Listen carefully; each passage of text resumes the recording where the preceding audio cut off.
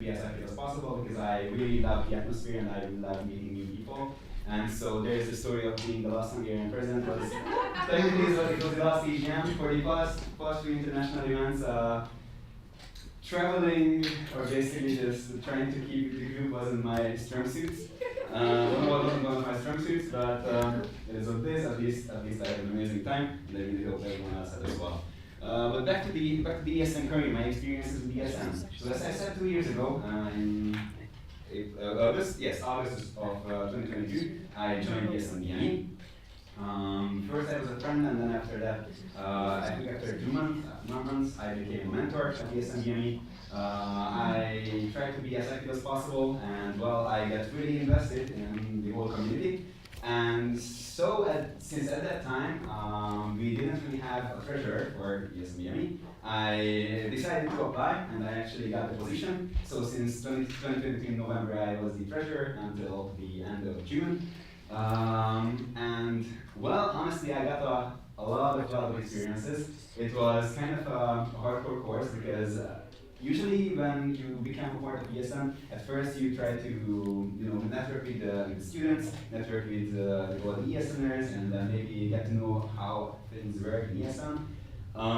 But for me, I was just, yeah, sure, it's a vacant position, why not?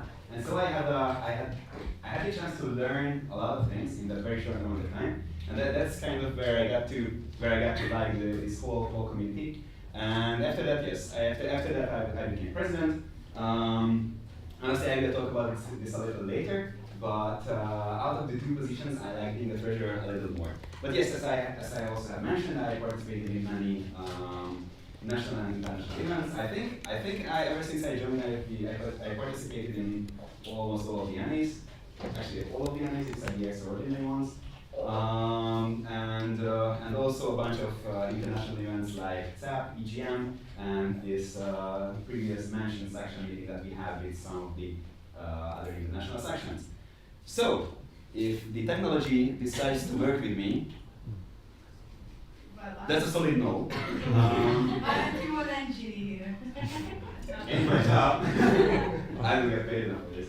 Anyway, so moving on, what I really wanted to talk about is why I like being a treasurer more than a president. As someone kindly already mentioned, I am studying engineering, so numbers are a lot closer to me than people. But honestly, oh, it works again, awesome. But too much, but one back. Anyway, so that's my reasons. It's also, well, how do I say this? I like being a treasurer not because I'm studying engineering, but I like being an engineer and treasurer for the same reasons. So basically, what I really like and what I really take pride in is, if you could see, is a job well done and also with doing precise and detailed work. Also, like some people who have seen the finances of EME, I was there, who have seen the finances of ESN EME. As I mentioned, for a solid 5 months, there was no treasurer at EME, so it was kind of messy. And so one of my first actions was to kind of fix it up and also create new budget plans and all of this aesthetically pleasing stuff. I really take pride in that. And also, can we go maybe one slide back when it comes back? Oh no. That's really cool. But anyway, There you go, there. Awesome. Yes, and also as I mentioned that I really enjoyed it, like working with the community. Actually, after a few months, I realized that I like working with the ESNers more than working with the students. Not only because sometimes they are dumb as shit, but because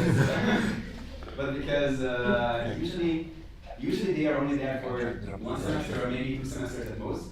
And I really enjoyed building up this whole network of knowing people abroad and then knowing people who you can work with effectively. And also, it's a really good chance to when you're talking to people to learn, and also when you're trying out even coordinator or local coordinator, whatever positions you want to try out. It's a really good opportunity to learn. And also that is one of my main points because, as I said, I had absolutely no connection to finances whatsoever when I decided to become a treasurer, and yet I actually liked it.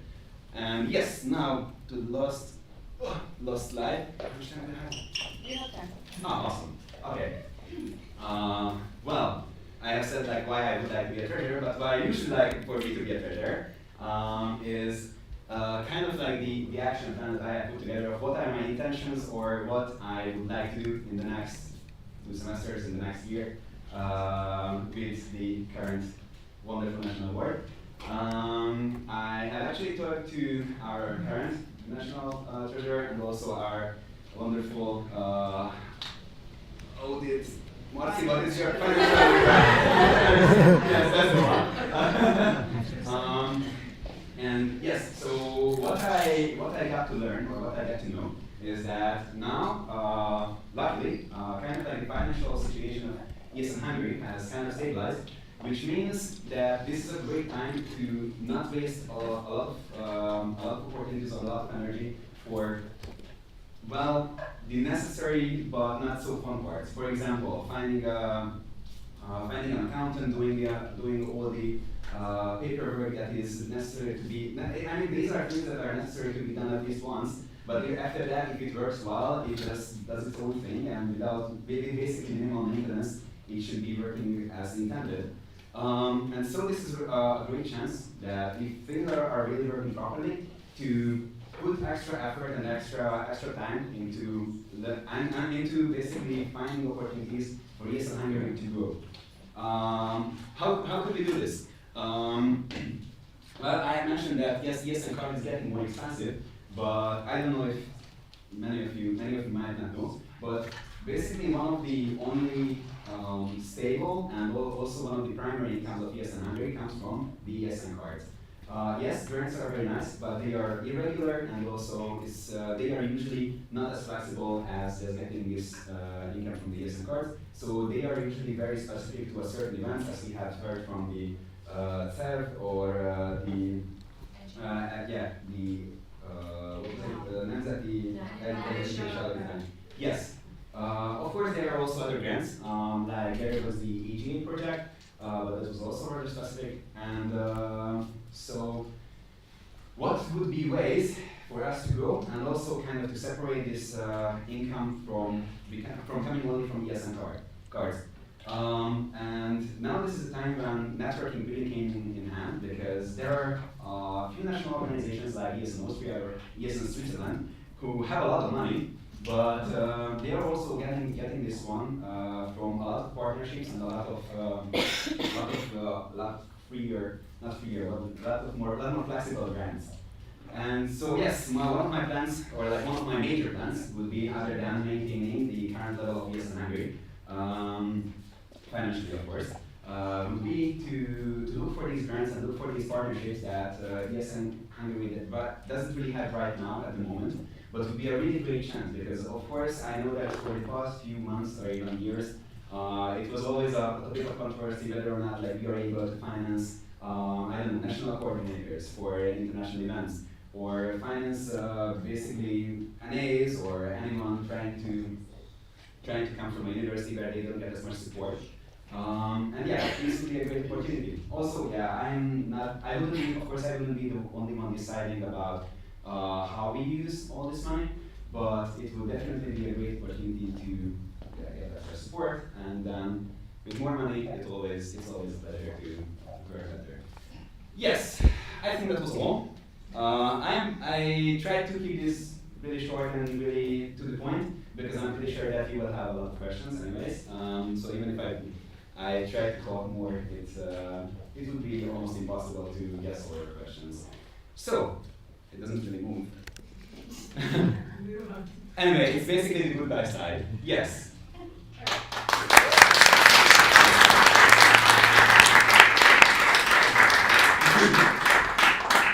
Thank you for finishing exactly on time, even though you didn't see Yeah. the sign. Oh, sorry. Before we continue to the question round, I would like to apologize on behalf of the CT for the technical difficulties. But yes. So I would officially like to open the question round. Again, you guys should put your questions in the Slido. May I have a message? Yes. Can we turn on the lights? Yes, you can. I don't know where they are. It is open in the second. I know.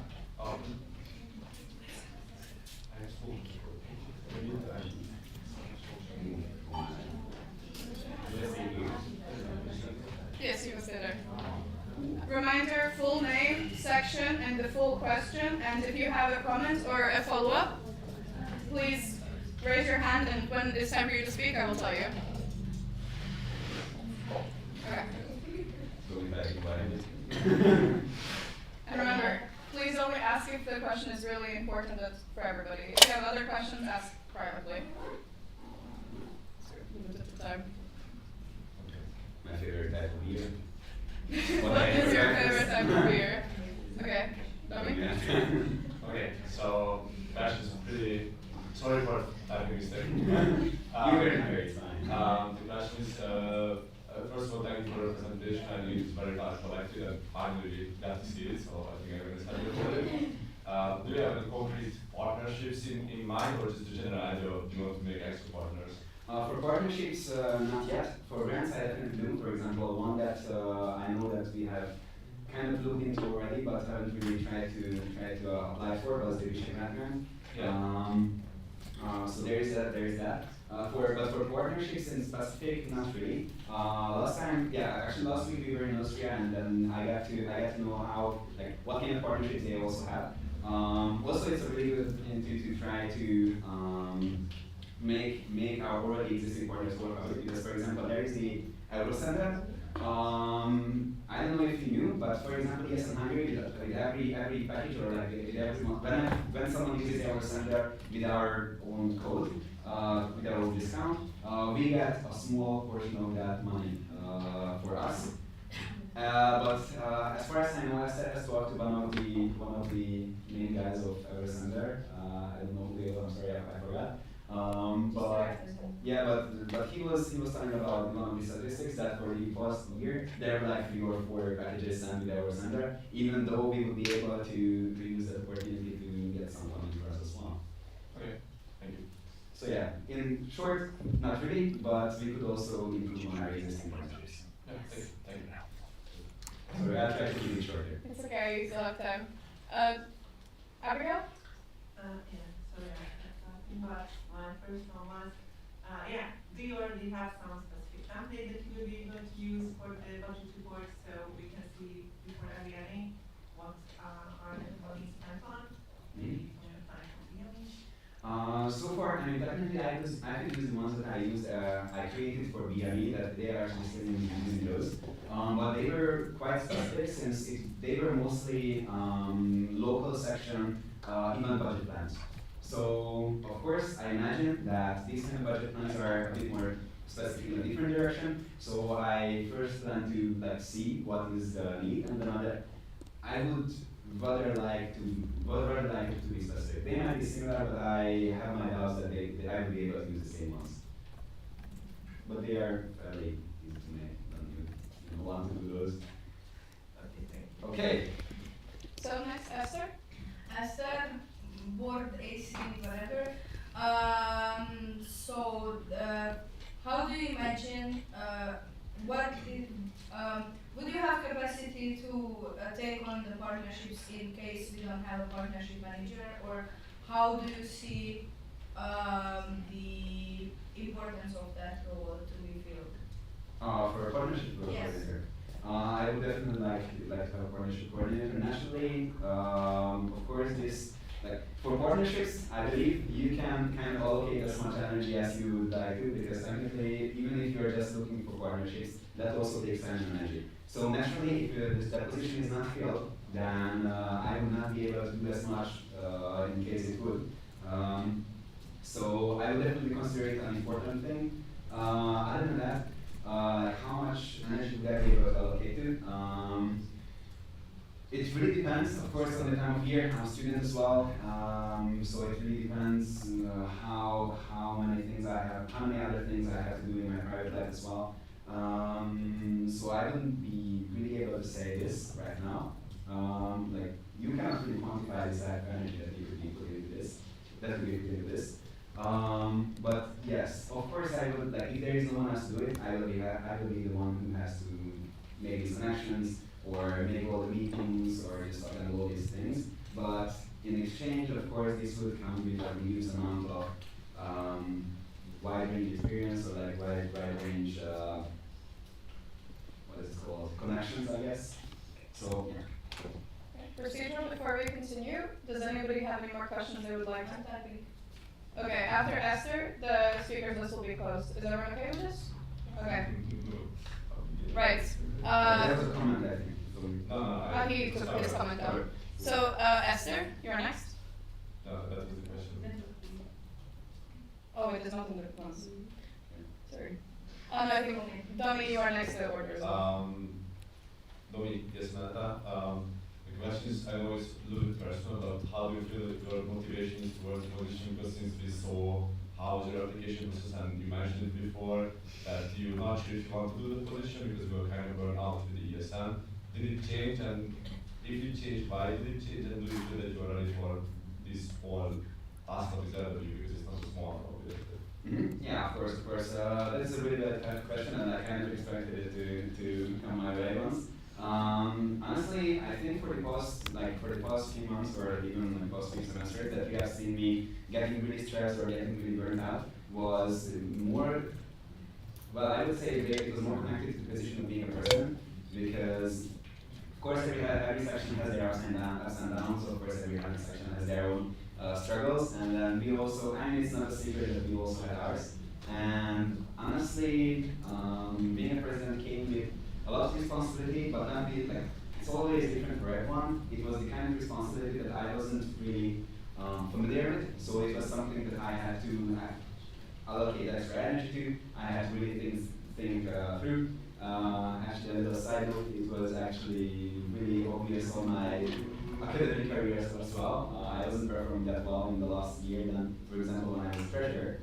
So I think this kind of being burnt out was more connected to the specific things that I was doing in the past few semesters, and not to ESN in general. So I believe this is such a whole different thing. I believe it would not be as much a problem. And also of course, I'm not going to say that it's not going to be stressful, because of course everything has its own ups and downs, as I have said. Everything has its own nasty tasks that no one really wants to do, but they have to be done. For example, taking all the invoices to the accountant, or doing all this paperwork. But yes, as I have said, I believe it will not be as bad as it was, or I won't have that many, like, of course I don't know in like beforehand, because I haven't done this before, being a national board member. But yes, like generally in conclusion, I believe it will not be as much of a problem. So you think you have motivation for it, and you're looking Yes. for it? Yeah. It's also a little closer to me than like a person. Yeah, it's much. Procedural, as we're running low on time for the questions, I would ask you to hurry up with your answers. Make it sure. Abigail? Olivia, have you thought about some grants of ESN Austria and Switzerland? Have you already got them? Are you sure that we can also apply to these, or is not something? I was talking to ESN Austria about their partnerships and their grants. What I already know and had experienced was that with this section in community, we have, there's, as I mentioned, there's one section from Poland, one from Czech Republic, 3 from Vienna, and 1 from VRBE. We have also already had talks about Visegrad grant, because all of these are Visegrad countries. Other than that, I don't really have any more experiences with grants.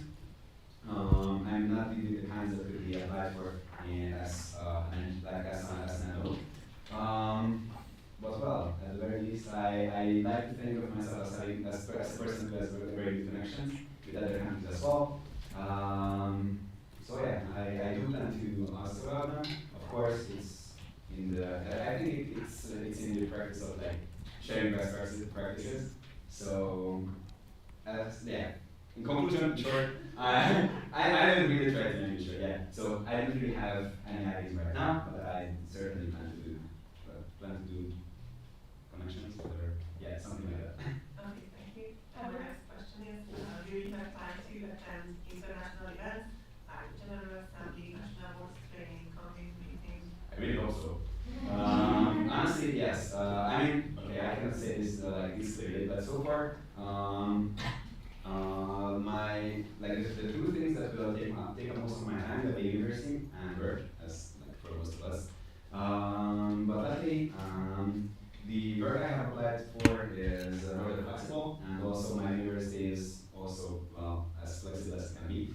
Of course, it's sometimes I just cannot attend, but I really hope that I will be able to attend these events because as I said, I attended the DGM and the last step as well, and they were amazing.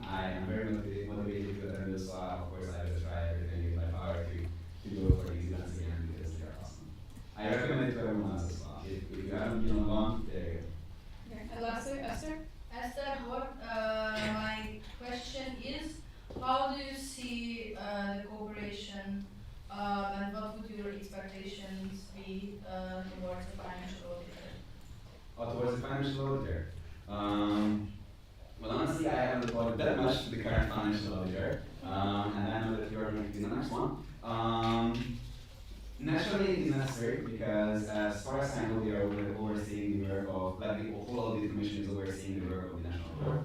And even though they are not doing like as much exact work, but still they are overseeing and they can provide their experience of the past years.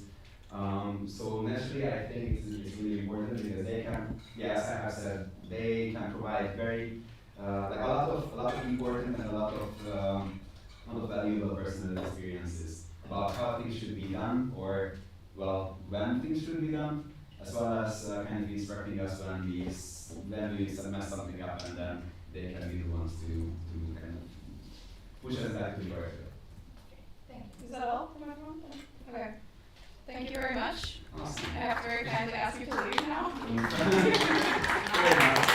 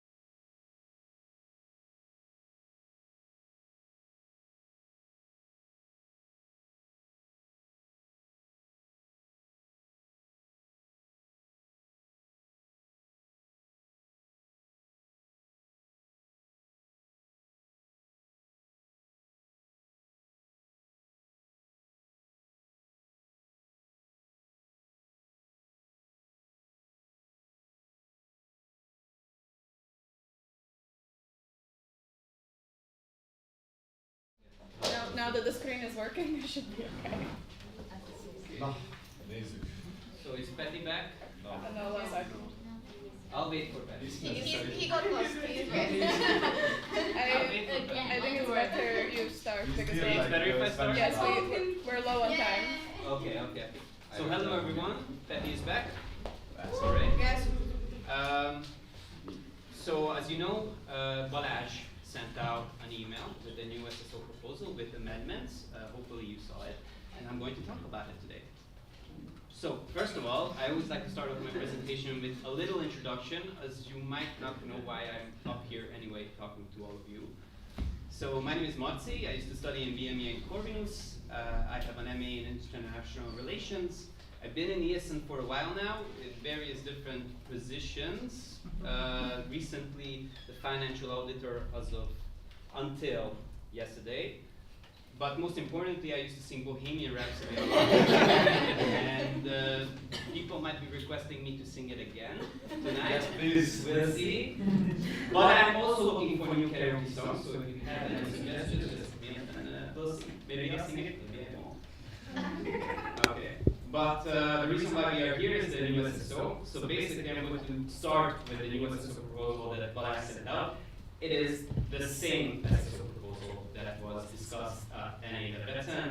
So basically, the same information, a lot of corrections of typos, bad wordings, some changes to words and sentences, and adding of some crucial elements. As you can see, more clearer wording. The main issue was that the original SSO was translated from Hungarian to English, so the intended meaning was lost. And as you can see, that the old version looks like that, and the new version that we sent out looks like that, so much cleaner and precise. But the notable changes that are on the SSO, the new SSO proposal, is basically that when it comes to candidate sections, the candidate period shall not exceed 1 year from the date of its acceptance. Also, that the candidate section must present the modalities of their cooperation with the higher education institution which they are students of, and that during the candidate period, the MD must organize a visit to the candidate section. And also, when it comes to the candidate section, when they apply for full membership and the NA shall decide on the acceptance of the organization as a full member based on the 2/3 majority vote, otherwise it will retain its candidate status. So this is the same information that we talked at NA. Also, the chairing team is, the wording will change, so it's more aligned with ESN International. Instead of vice chair, we will use technical chair. Instead of minute taker, we will use vice chair. So this is basically the same information. And again, the same information, the national board, hopefully you know it, and hopefully you also read the new SSO proposal and remember it from NA. And also, when it comes to the rules of warnings, the audit commission also has to be notified. So please. Okay, but let's talk about the most important thing, that the actual new amendments that we sent out. And the reason why we made these amendments is because we heard your feedback and we know that you didn't accept the last SSO. So we wanted to give you a few options when it comes to the new SSO of what variations you would like to see. So basically, there's 3 topics covered by the amendments. One is how many times can someone hold a national board position. The second is how many times can someone hold a position in the audit commission. And the third is who can initiate a motion of no confidence. So all in all, there's 3 topics when it comes to the amendments and 5 proposals. So what does that mean? That means that the first topic that I'm going to talk about has 3 different proposals, so 3 different variations that you can choose from.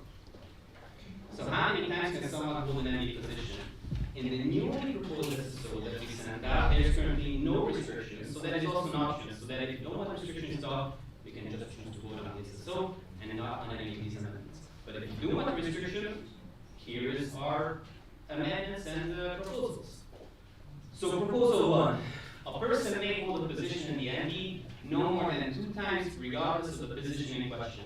This is basically the same one, same restriction that we currently have in the current SSO. So this is just putting back that same restriction to the newly proposed SSO.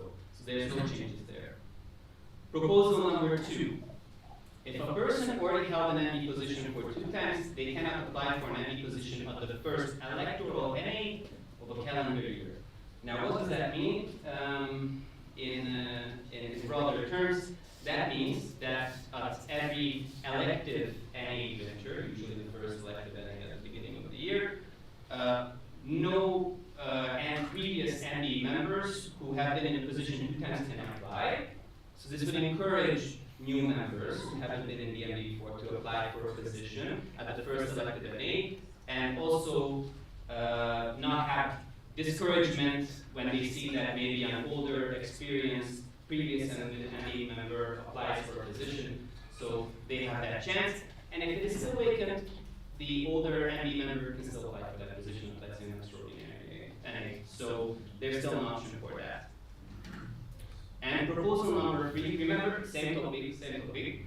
A person may hold a given ND position no more than 2 times. What does this mean in practice? Basically, let's say I was an NR for 2 mandates, but I cannot run for an NR mandate again, but I can run for a communication manager mandate. And I can leave that position again for 2 mandates if they elect me. So that's our proposal number 3. Okay, next topic. How many times can someone hold an AC position? Same thing as before, in the newly proposed SSO, there's an option, there's no restrictions, there's an option to leave it like that and just refuse this proposal. So proposal 4, when it comes to this specific topic, is a person may hold a position in the AC no more than 2 times, regardless of the position in question. Again, this is the same thing, same restriction, we're just putting it back in that current SSO proposal that we sent out. So basically, 2 times, if we have been in the AC for at least 2 times, we cannot run again, meaning I cannot run again. Okay, and the last topic is who can initiate a motion of no confidence. So currently in the newly proposed SSO, we have the MB, the AC, and at least 3 sections. Now, we're mainly going to talk about the AC one because I heard that there was some feedback as to why the AC can initiate a motion of no confidence. The AC is supposed to be an independent body that's main task is to represent the interests of the sections and to properly audit the national board. Usually the audit commission members have a little bit more experience in ESN. They can also react faster to sections if any problems arise, any internal problems, and they're also supposed to be impartial, so we believe that this is good that the AC is here. But we have a proposal that eliminates the AC. Personally, I don't think this is a good idea, but since we heard your feedback, we also have this option if you want to accept the SSO like that. Okay, so there's a lot of different topics that we discussed. Few things that I want to keep in mind is, first, I would encourage sections to propose SSO changes. So usually, it wouldn't necessarily be the AC who would propose SSO changes, but also all of you. So if you have any ideas, bring forth that idea, and then you can propose it at the next NA. It's even, what's the worst thing that can happen? Nothing. It won't be voted on. So please look at the SSO, and if you have any ideas, propose it. Second, if you don't like something, make sure to propose an amendment. You have that right, so don't forget that. And third, if you're unsure, make sure to discuss with other sections. So if you're not necessarily understanding how this would impact, these changes would impact the network itself, I suggest talking to other sections, all of you here, you're one network, so maybe another section have different ideas, maybe you get a few pointers from them, so just discuss with everyone here. Okay. Alright, thank you so much, and please ask me all the questions if you have.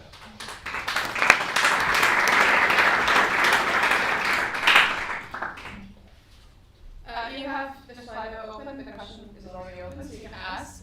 As a perspective from the local section, I've also made amendments before. They do get listened to and you can't get them voted, so do really do it if you need it. We have 30 minutes and 45 seconds for questions, so ask everything. You have some time.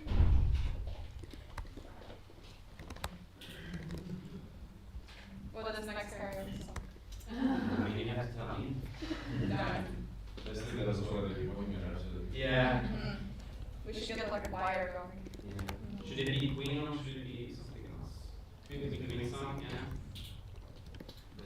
Yeah. Wait, Oh, no. no. I cannot accept your I need to type The full question. Okay. Yes. Okay. Well, can I have a position? Yes. So I couldn't type it down because then like I wanted to go back to the slide for a second because okay, never mind. I don't see it. Sorry, I have necessity. Okay. Then in that case, I'll pass it out. Yeah. I'll be here just a minute. So my question around the first three amendments, how do you vote with the voting devices? Because in that case, what if we accept the first one, we will not vote on the two next one? Because they are all around the same topic. So I guess it's not logical to accept all of them. Yeah, it would be logical to accept all of them because, yeah, I've actually heard the national board No, on we this. can't accept all of them, because one Because says, they negate each other. Yeah, exactly. Yeah. So if we vote on the first one, with majority, then we move on to the next Exactly. topic. so you don't have the voting devices then. National board? I think since it's not a personal question, it can be an open vote. Unless somebody opposes to that, it should be not an open vote and not a secret one. So I believe, we only do secret votings when it comes to personal matters. Yeah. I just want to be sure, because if you vote online, then it can happen that we accept all of them, and then how do you decide which one you apply? Yeah, but this one more relates to, I guess, the first amendment of the picture. Yeah, it's going to be the first. Yeah, the first Because well, we could do the vote on the amendments separately. We can instead of doing it together, we can do them individually. That's how we do it in ESN Hungary. We can. Yes. So rather than accepting it as a whole, you guys can vote for each point individually. Yes. So we'll have 7 things to vote on rather than 1. Okay. Yeah. Okay. Patty? Could you please elaborate on the motion of no confidence, mainly for some people who are not familiar with it, as well as my question would be about the NB initiating about this motion of no confidence, because I remember last time there was quite a debate about it. Whether or not it can be one person from the NB or multiple people from the NB, or does the board support or the coordinators also include this kind of when we are saying that the NB can initiate it? Yeah, so as of right now, it is that the NB, the AC, and at least 3 sections can initiate a motion of no confidence. The NB is not one NB, but they act as a national board in whole. So it is not specifically one person. The NB decides together on if they want. It doesn't work like that. The same thing with the AC. The AC wouldn't be, I want to initiate a motion of no confidence, I discuss with the AC, and together, through that decision, is how, if we want to, we initiate a motion of no confidence. What does a motion of no confidence mean? If there are any various issues with any position holder or any position holder, motion of no confidence would be a way to expel that specific person from that role. These can be, various different things, and this motion of no confidence is just the first step of somebody initiating a step and then having discussion and then. Dr. was first, so Dr. you're coming. I need to clarify because in this current as a whole, like what we see, where it is not clarified again, but what who can initiate it is like exactly. I think that's the part that is important because we need to exemplify the things that we want because there is big room for error, and especially like I think NC coordination sometimes can slide a lot and it can be different opinions, different things. So sometimes we should be able to do, but I think also as a board, they should, one person should not be able to do vote of no confidence. They should have at least more than one people, in my opinion. Okay. Thank you for that feedback. I think I don't know what it can be. you're right that it should be defined to make it more understandable. And yes, I agree with you. So we'll take that feedback and actually I probably pass it along to the next audit commission. And also the next national board, and then and also all of you. So propose an amendment, you can do that, and then, we can also vote on that if you want. So you just have to propose an amendment, to have it more clear, so, yeah. We don't overnight. Before we continue, oh, you're right. Sorry, yes. And does that not bring back the purpose that we were talking about in the present? That, for example, if there is like one member of the national board, they have an issue with, and of course they cannot talk about it on they try to push on confidence. So they would need the whole board that includes the person that they have a problem with to initiate something. So you're saying that there is an issue with, let's say, an example with one specific person in the national board, and the other national board members want to initiate a motion of no confidence, but we cannot because of what we just talked about now.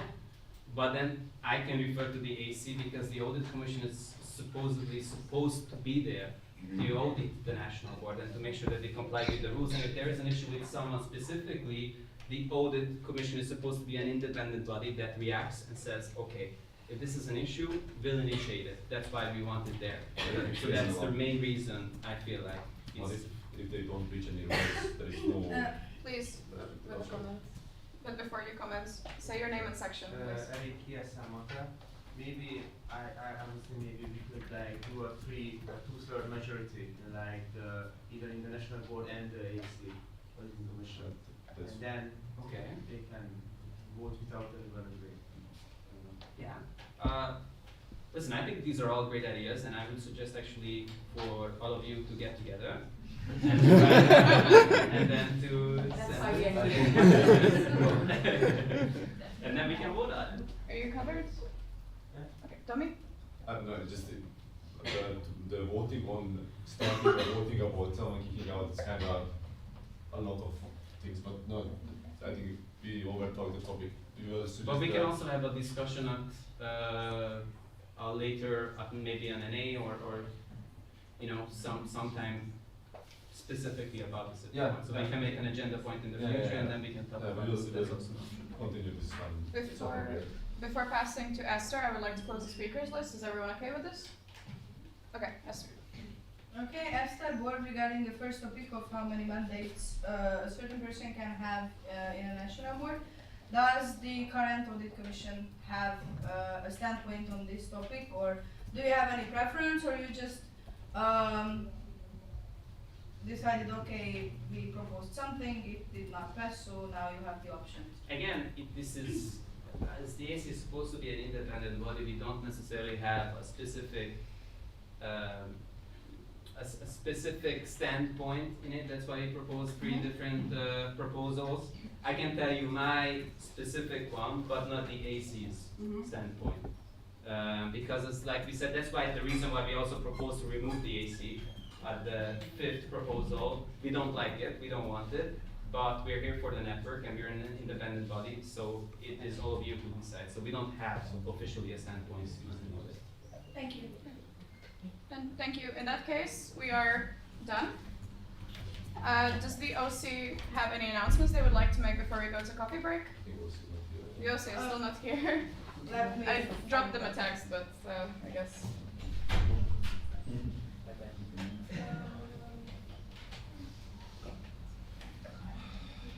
How's it going, guys? Good? It's a little bit boring here.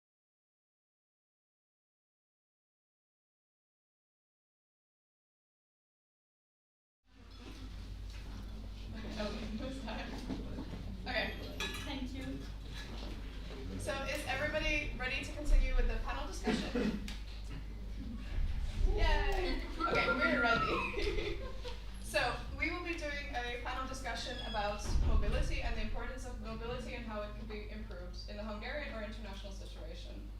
So before we continue, I would like you guys to introduce yourselves, what organization you are coming from, and what you are doing in this organization. So hi everyone, my name is Luca Lucalovko. I'm currently working at the DAAD in Hungary. DAAD stands for German Academic Exchange Services, and we are helping you guys if you would like to study or do your research or postdocs in Germany. So if you have any questions regarding these topics, you can turn to us. Everything that we do is completely free of charge, so I will mention more about ourselves soon.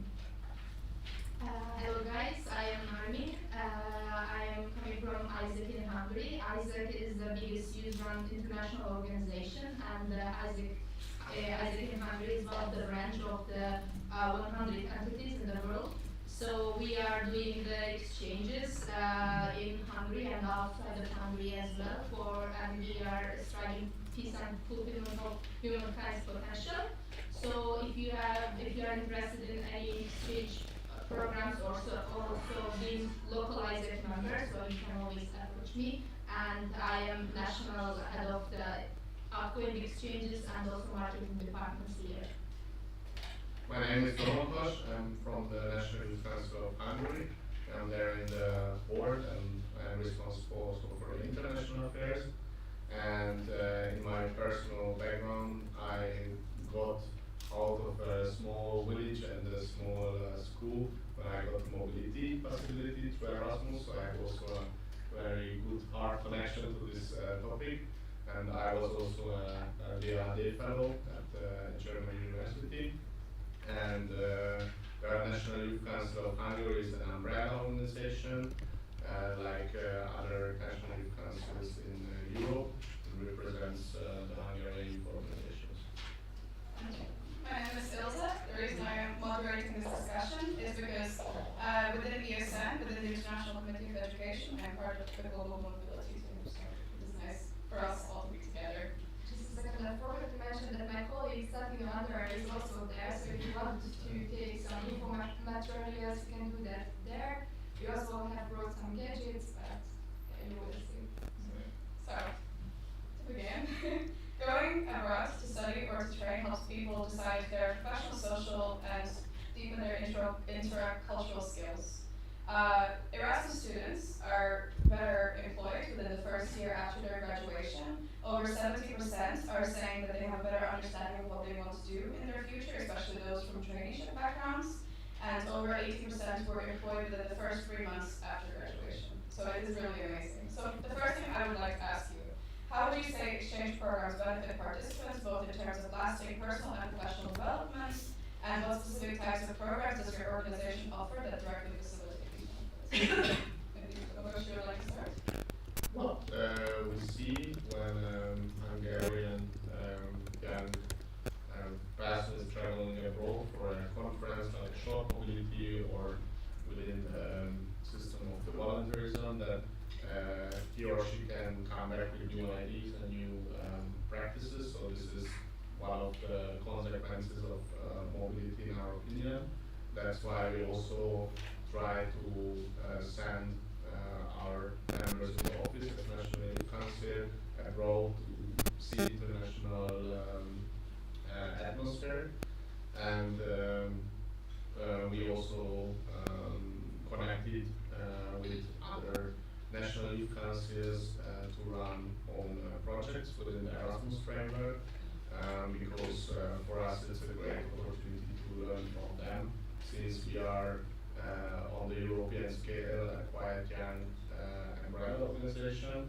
So it's for us a great opportunity to also see, for example, how, for instance, Spain, where they are more than 40 years old, although we are just 12 years old.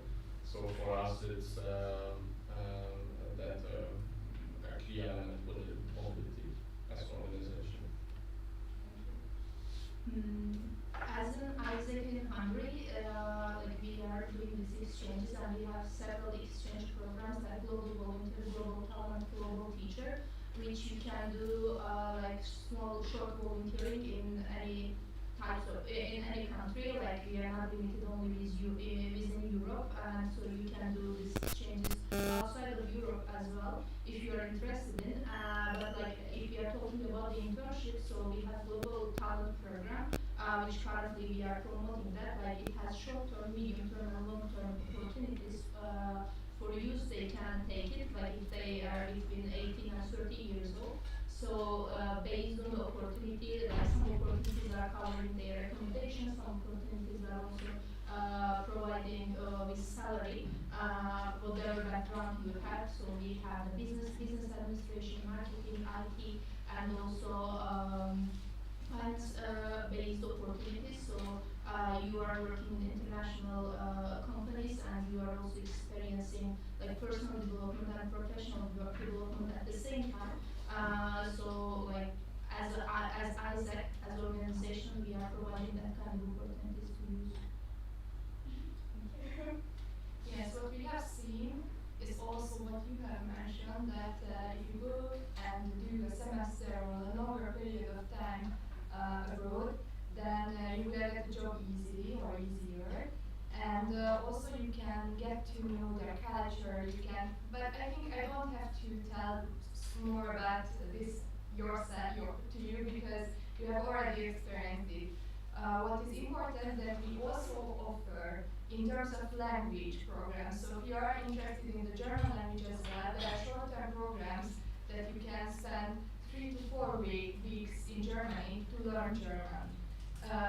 But if you would like to stick to the English language, that's also not a problem because we have programs, longer programs as well for masters. So we are funding a whole master in Germany, and you can choose an English program for that as well. So if you have like goals to study in Germany in English, that's also possible with the DEA funding, and it is now around 900 euros a month, which is kind of cool, I think. So it really is a great idea, yeah. From the side of ESN, I know we are most known for promoting the Erasmus Plus program, but something cool that we also do that is something that I focus on in the global mobility team is that we're trying to facilitate all forms of mobility. So I know the person who is responsible for the European mobility options are also researching your organizations. We're also promoting this within the ESN because we would like all students to be able to travel, whether it's through Erasmus or not. So that's somewhere that we mash quite nicely together. So to elaborate a bit more about your collaborations maybe, what role do universities, academic institutions, municipalities play in facilitating successful student exchanges? How can institutes collaborate with you to ensure smooth and high quality academic transfer?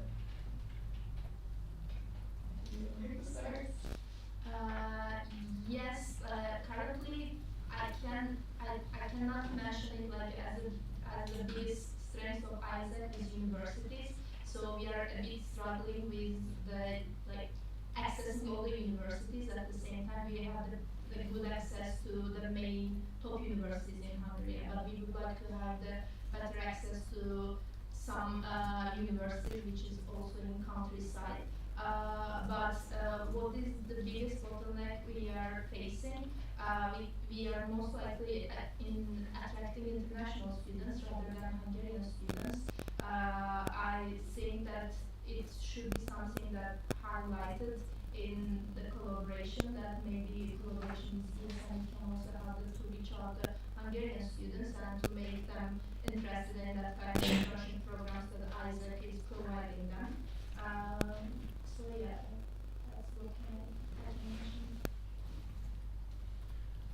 Within our projects, we have one which I would use as an example how we can connect with universities and other actors. This project is a long-term mobility program of Erasmus, where we are focusing on high school students and their student councils. And this project involved universities from the neighboring countries of Hungary, so that we are able to provide research-based training for the students, for the teachers, and all staff members around student councils. So without the connection of university to universities, it's unable for us to provide the research-based and based on a survey created training. So that's why we are very open for cooperations with universities, which is a little bit part of youth engagement and mobility, but not in an international context. We opened this week the first voluntary point at Hungarian University in Kecskemét, and our goal is to set up now a pilot project where university students can get credits for their volunteerism. And this is also a field for us which is important to acknowledge voluntary work within the framework of credits at universities. And a campaign which we ran for Erasmus was in during the last year, where we realized the problem at the model changing universities in Hungary, that they got excluded from the short-term academic exchanges as a consequence of the debate between the Hungarian government and the European Commission. So in that situation, we went to those universities with very simple methods like collecting signatures and speaking directly to the students in front of the universities to raise awareness that even there is a debate between those two actors, the future of students should be not affected so directly by the decision of the Commission and the Council. So that was a big campaign for us, where we also submitted a petition to the European Parliament and spoke up in the Commission in the Committee for Petitions within the European Parliament. So we have DA lecturers at most of the bigger universities, so at ELTE, at Pécs, at Debrecen, you might have heard about them. And we are always happy if they invite us to different programs, because we travel not the world, but sometimes the world as well, but we travel Hungary, the country, as much as we can, and we take part in all the conferences they organize. And we talk about it with my colleagues, and what would be important for us is some kind of a mentoring program at these universities, because most of the students are not so they think that it's not an easy way to get to Germany, although it is. So you don't need specific documents or anything specific to go and study in Germany, and you don't have to be afraid, because they accept your Hungarian degrees and your Hungarian, also the Hungarian high school living certifications as well. So basically you don't need much anything special in case if you want to study or research in Germany. And these mentoring programs could be helpful for us. Before we continue on maybe some of the challenges that students are facing, I would like to open up to the audience. Would you have any questions? We have some time for one or two. Thank you for your questions. So, as you know, maybe you know, maybe you don't know, ESN has this beautiful thing called the ESN survey. So where we are sending out to Erasmus students, and that's our biggest source of feedback, but also they're also answering about other mobility programs. The biggest problems that we are seeing within the ESN survey is linked to grants, linked to stipends, linked to accommodation, linked to intercultural problems. From your aspect, from your organizations, what are the biggest challenges students face when participating in mobility programs? Are there any financial, cultural, or logistical hurdles that you are commonly facing? What we have seen so far is that they are afraid going abroad because they don't want to postpone or exceed their study periods here. So let's say they are in the teacher training program, which lasted 6 years. It was changed this year, so it's 5 years from now on, but it lasted 6 years. So they are not so willing to go abroad and then say that I need to do 1 or 2 more extra semesters, because they would like to work as soon as possible. That's what we see. And that's why they might choose an Erasmus program instead of a DAD program, because they don't want to spend like 2 years abroad. They just want to have a nice overview what the culture looks like, and for that the Erasmus program is perfect. But they are afraid because they don't want to spend all of their 20s studying. They want to start living their lives. That's one thing. And the other thing is that they are moving out later and later because of different financial problems, and it is hard for the students to have to move abroad as well because of financial problems.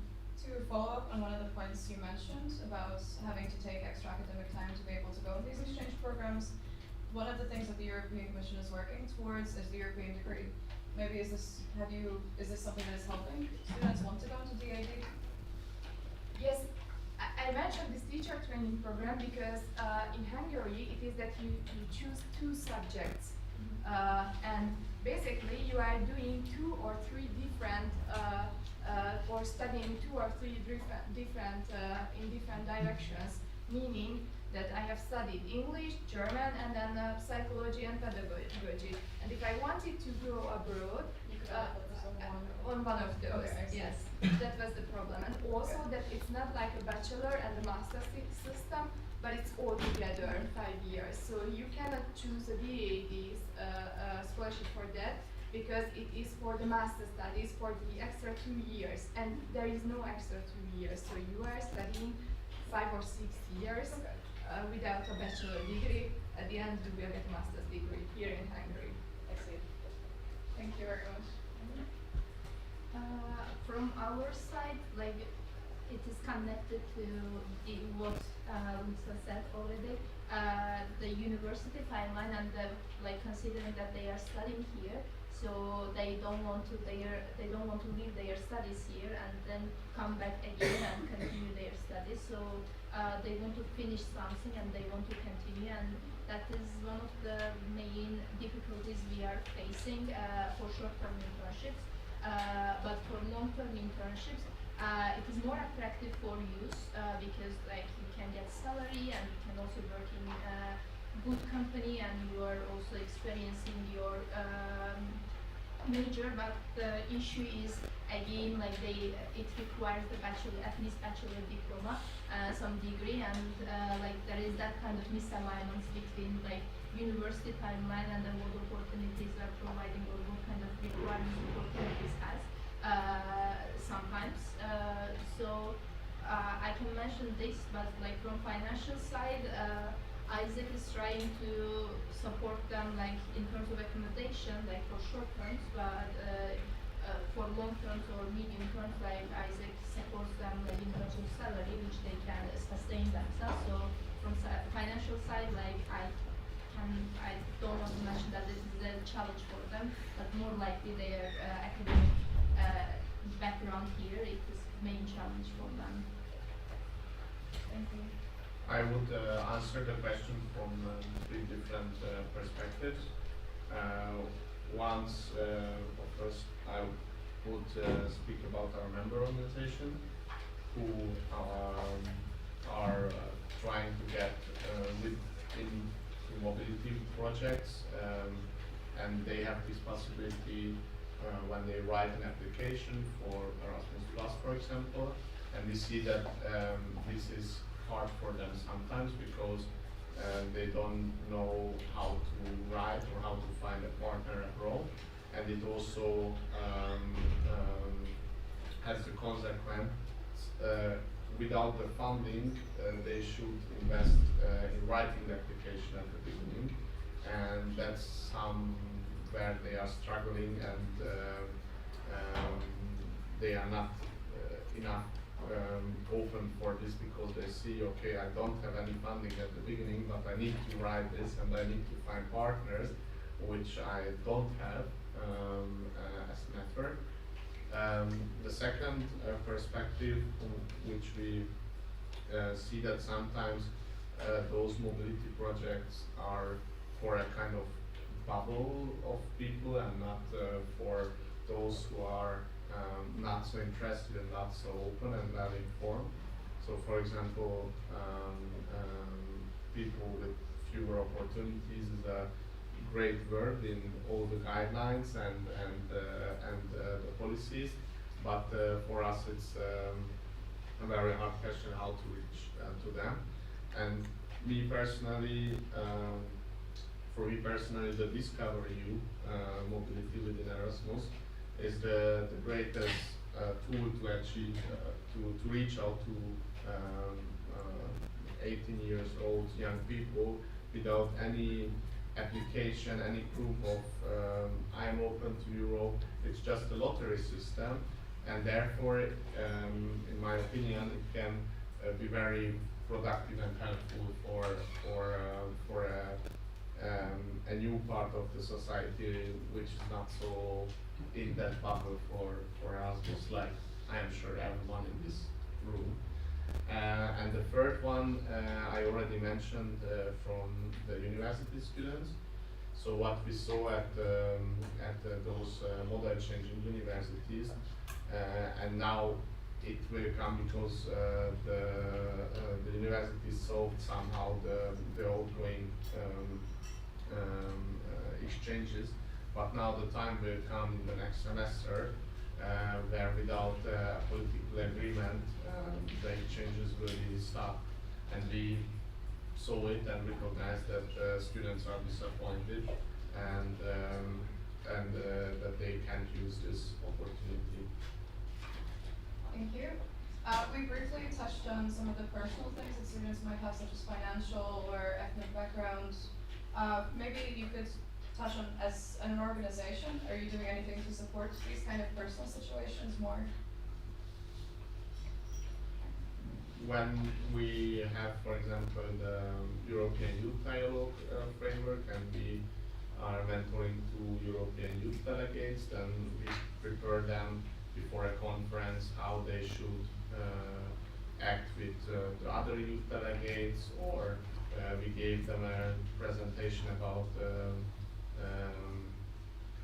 the international framework of youth organizations, because it's very complicated, and we try to focus on a theme which is sustainable. So, for example, we want to avoid that within the European Youth Forum, which is the largest youth organization and the umbrella organization for the international youth organizations and the National Youth Council, that our organization is represented by someone else every each conference. So that's a policy we want to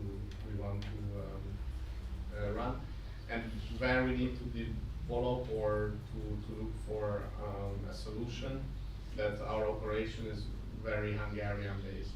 So, for example, it's hard to us for us to receive a volunteer from abroad and not just from Hungarian minority from the neighboring countries. So this is an interesting question for us, to maybe focusing on more English-based operation, and then get more connection and also international member in our organization. I would like to ask a follow-up question. You mentioned the policy that you're currently working on, a great one. How is the acceptance from other organizations or stakeholders feeling about this policy? For like the sustainable representation, they also recommended us. Okay. So that's something I mentioned at the beginning. We love to learn from others, and that's a great when you see the similar faces at the next conference and you know the background of a project and they don't need to explain and the trust is there. So they think it's good, and since 2019 I am also in that field and I see that it's a big advantage. Amazing. From our exchanges, we are providing outgoing preparation seminars and incoming preparation seminars for the exchange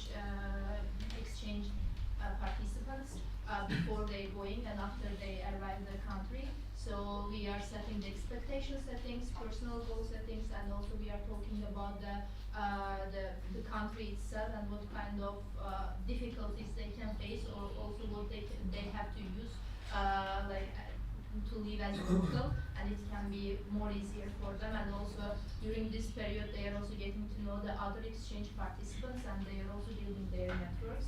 And generally this preparation seminars is not only preparing them to the country but also focused to develop themselves before starting exactly project itself. And also for volunteering projects, let's say that they are also giving like small education that how they can work, and also for internship opportunities, like there is like first month is mainly the educating them and like preparing them the job itself and the company's environment. So basically from Isaac's side, like we are focusing on that, like to decrease the difficulties for the exchange participants as much as possible by providing that kind of platform to them. Thank you.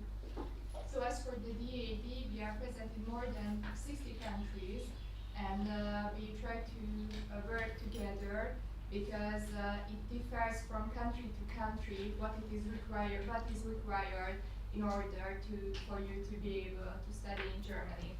And what we see, we see a tendency that more and more international students, as some of you have already mentioned, would like to get a scholarship. So we have like 70-30% applicants, meaning 70% come from a different country and only 30% apply through Hungary as a Hungarian citizen. And what we do is that we offer, as I've mentioned before, free consulting. Moreover, we have different workshops in different fields, so we would like to help them to be able to write or gather all the documents that are needed for a scholarship as easy as possible. Moreover, we focus or try to focus on different parts of your life as well, meaning that we prepare you for a job interview, for example, how to write a letter of motivation, how to be present and create in different occasions. So yes, basically that's what we do. Before we continue on to our last segment about some more uplifting topics of mobility, I would like to open for questions. Would somebody like to ask a question? I think you guys are doing a great job of explaining. I have one, but I'm not too sure whether it's fitting to ask it here or at the I end. think you can ask the regardless. Okay, so my main question is that you are and we are all part of student organizations. Some are differently than the others, but I do feel like that there's a massive competition just to gather volunteers for our organizations, and then we sometimes struggle with sustaining the organization and finding people who would like to dedicate their free time for volunteering. So how do you see the collaboration between these student organizations, so we are not stealing volunteers from each other, rather working together and then building like a very strong youth community where there's like overlapping, and then we can represent ourselves better and maybe bigger in front of stakeholders?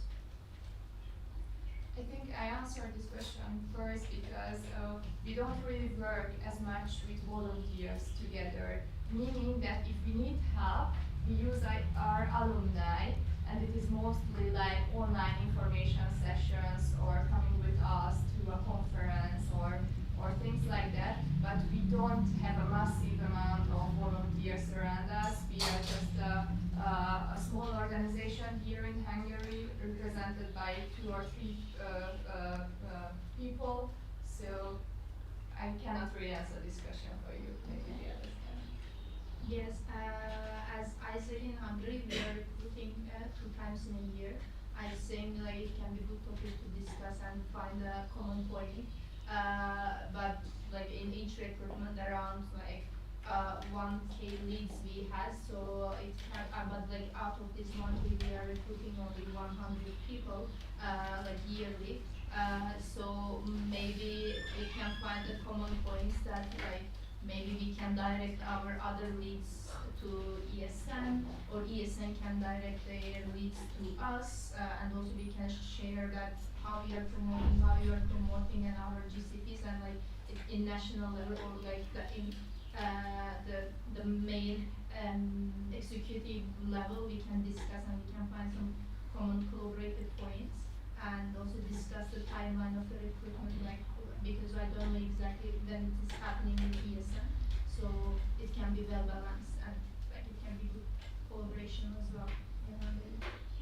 From the side of ESN Latvia, we also collaborate quite successfully with ISEC, so I think it's definitely one you should follow up on. Okay, thank you. I mentioned at the beginning that we opened that voluntary point at the University of Kecskemét this week, but we are not entering the market of student engagement. It will be more a service point, and our task within this topic was to convince the higher education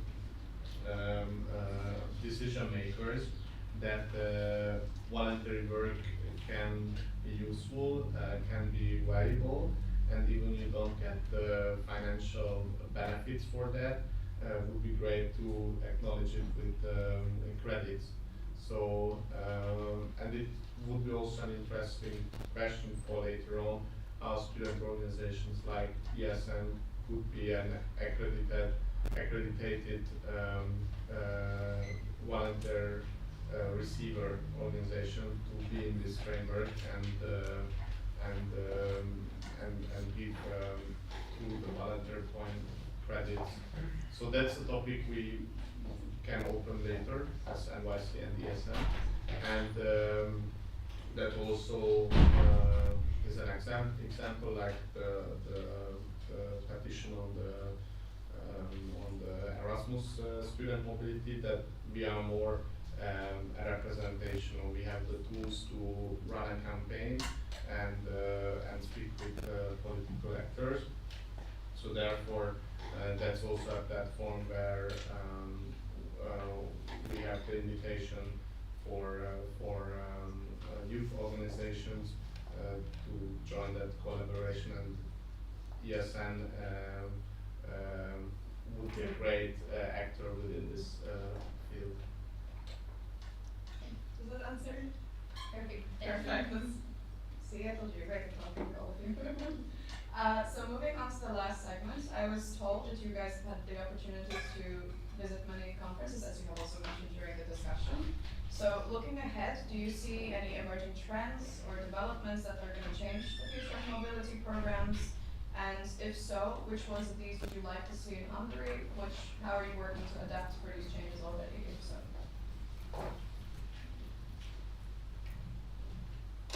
Would you like to answer first? I think from the side of the DAD, the most important question, which is not a development, is the question of Erasmus, actually. So what will happen to Erasmus, and then how will it influence the mobility programs and all the opportunities here in Hungary? And for that we don't have the answer, and I think you don't have the answer as well.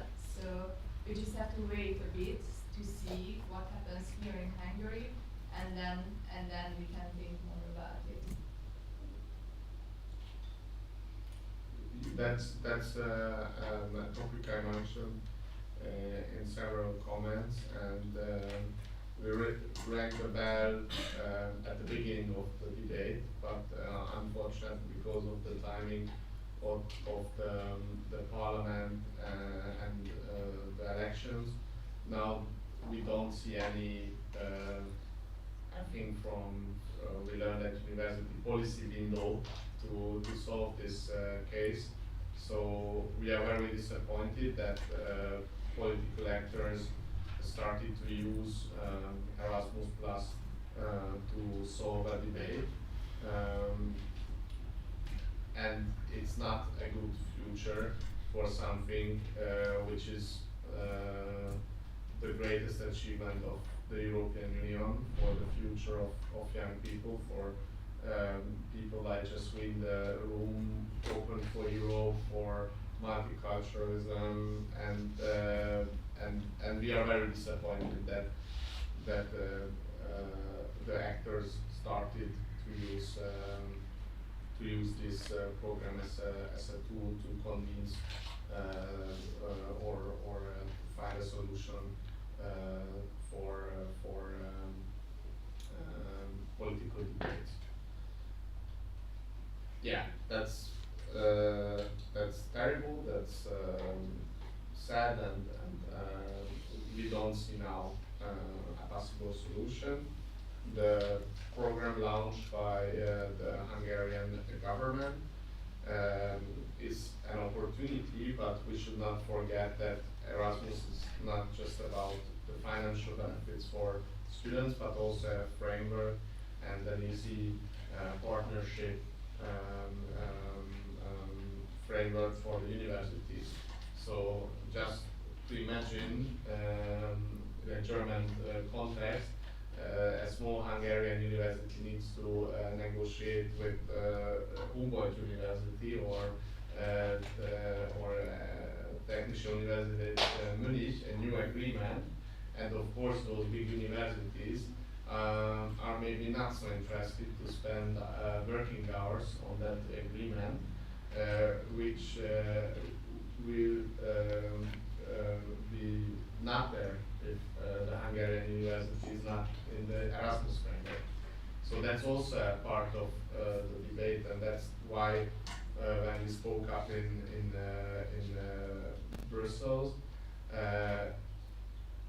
please find somehow technical solutions. So it's not just about the money.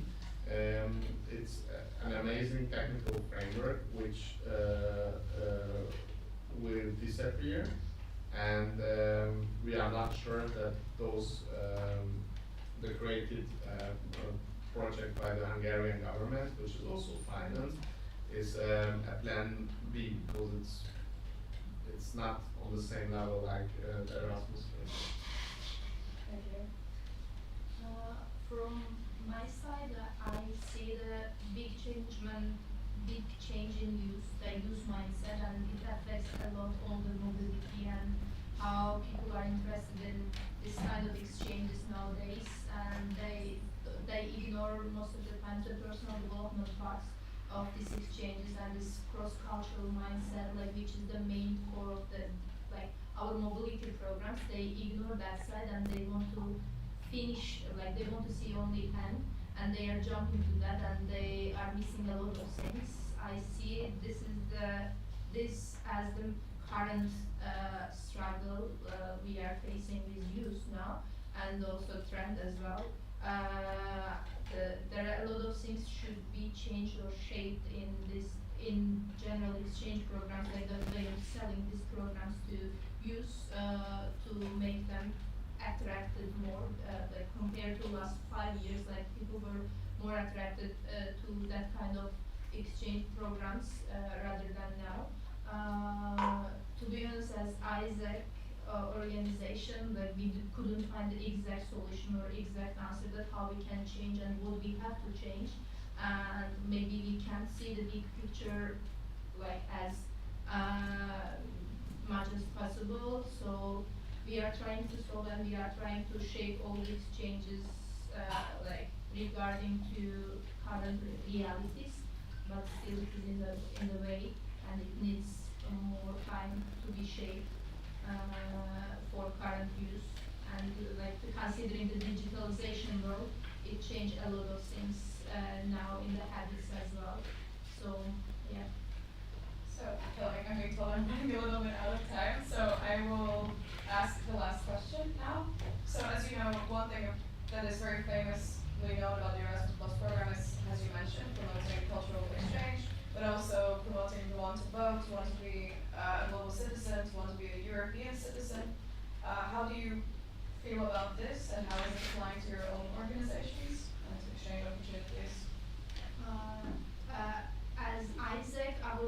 the leadership development goal is the world citizen. We are trying always to implement this mindset that you are world citizen, and that's why we are providing this exchange program, that they have to see other people from different nationalities, and they are coming and they see others and how it is working. And so basically, like all the short-term and long-term projects are basically focused on this LDQ, leadership development, qualities development on the exchange participants. Like we want to create the ownership like after the projects itself, and to be like after finishing they are finishing the projects, like they want to contribute still something like SDGs or like something in the world that will help others and develop themselves for their future. So yeah. Okay, so as we are focusing, we also have this aspect that you have to be a world citizen and you have to go vote and all these important things. But we are focusing more on the German side. So basically what we do is that we often talk about different topics that are similar or very different from the Hungarian thinking or the way of thinking in Hungary. And we are paying attention to the fact that or we promote that there are huge differences between these countries that we have to pay attention to, and we also promote the different cultural aspects of the two countries and how you can accept and implement these into your own lives. Besides the positive consequences of going abroad and having this framework, in our opinion, the European mobility programs can embrace the multiculturalism, but it's also a tool to show our own national identity.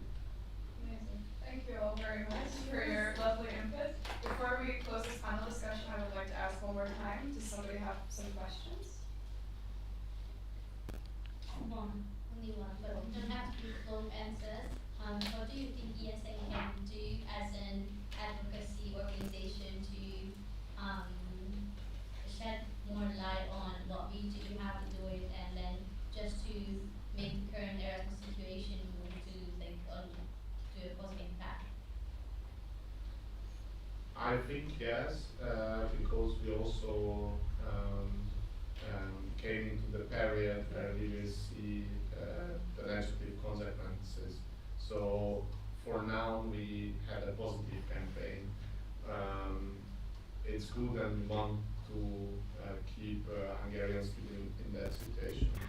But I think, and we can later have a discussion, we came into the timing where students already decided not to apply or university started to limit the spots, and when we need to show that, and I think your organization has the capacities to find those students and show those cases to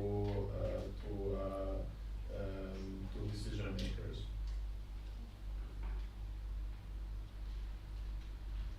Like to add anything to the question? Any additions?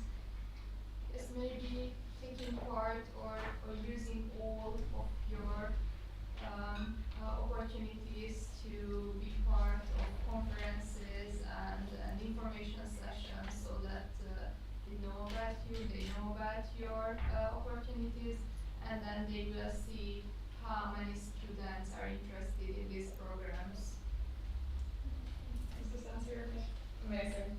So I would like to thank you guys for coming to this mobility discussion. It was, I think, a very meaningful, and we touched on a lot of serious topics. I would like to encourage you guys to approach the lovely representatives if you have some more questions. Thank you very much for joining this panel discussion.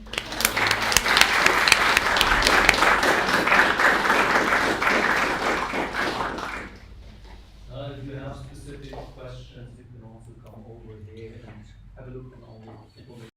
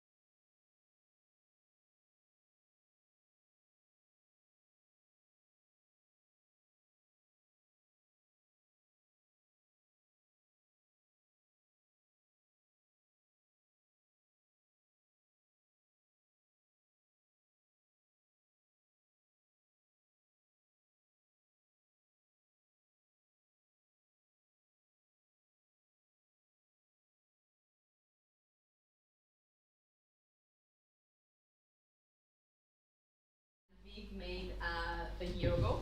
So let's see what happened, what didn't happen.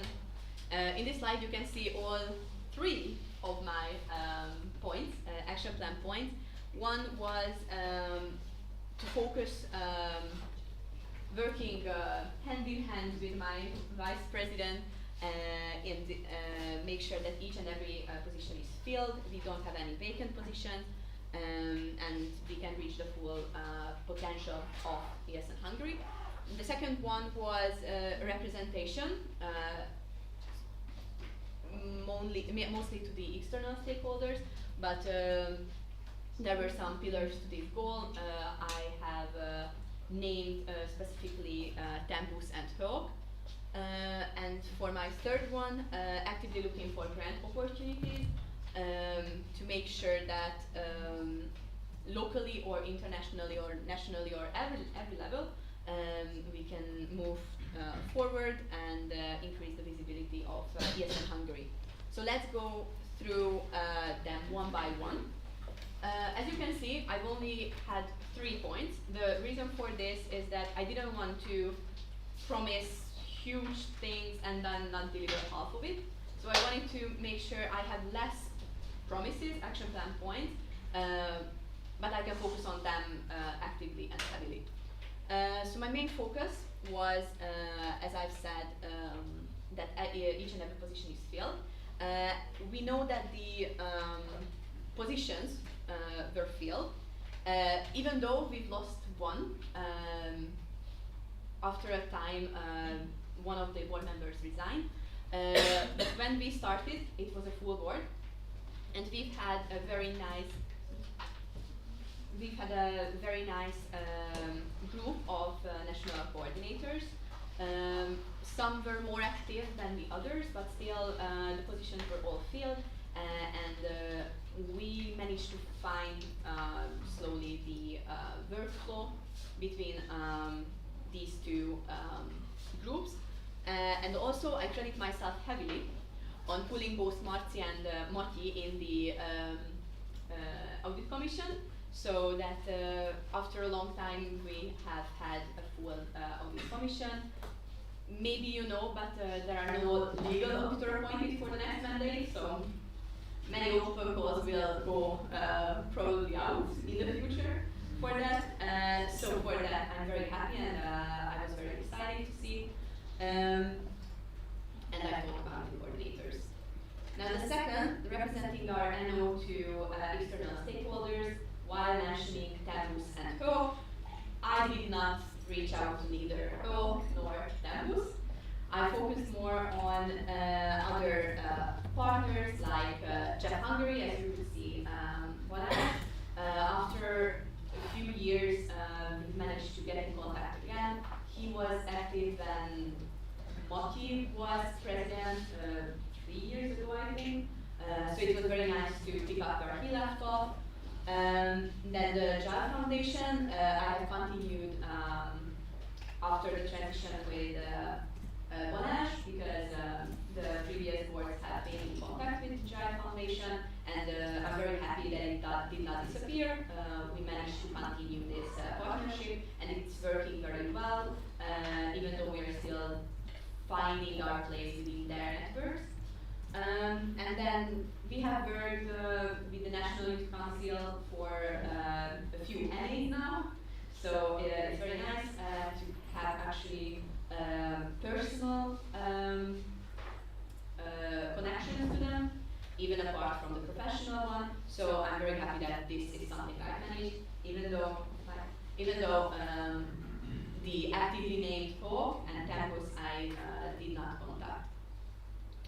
Representation, as you may know, was a very big part of my mandate. I tried actively looking for the strategic partners, and I think I managed to maintain the ones existing and look for others when possible.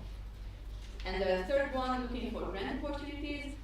Together with the board, it was me that I led the administration part as a legal representative, so that's the only reason for this. That legally I am bind, and also I have the possibility to sign the contracts and lead the administration part of each grant process. So I have led the administration for the NEA grant and the CERT project, both very important ones, and took the EGEA project from Valentin that started within his mandate, and now it's finishing with this event. So luckily Noemi skips it. So I will do the reporting and financing part for this project. Visibility was reached internationally. I can safely say that ESN Hungary is back on the map after some time off the map. So we have had many very nice international feedbacks on how Hungary is reaching more and more towards partners, not just a bit after the borders, but maybe a bit more. And so I'm very glad that during SAP and even GA, we've had great feedback from many national organizations. And that was me. Sorry. So I can say that I have more or less reached what I wanted, even though my the number of my plans were smaller. Once again, for the reason that I wanted to promise things that I felt like I can deliver, because I did not want to be someone that's focused on maybe 2 out of 8. So I'm happy with myself, but you decide if you're happy with me. So thank you so much.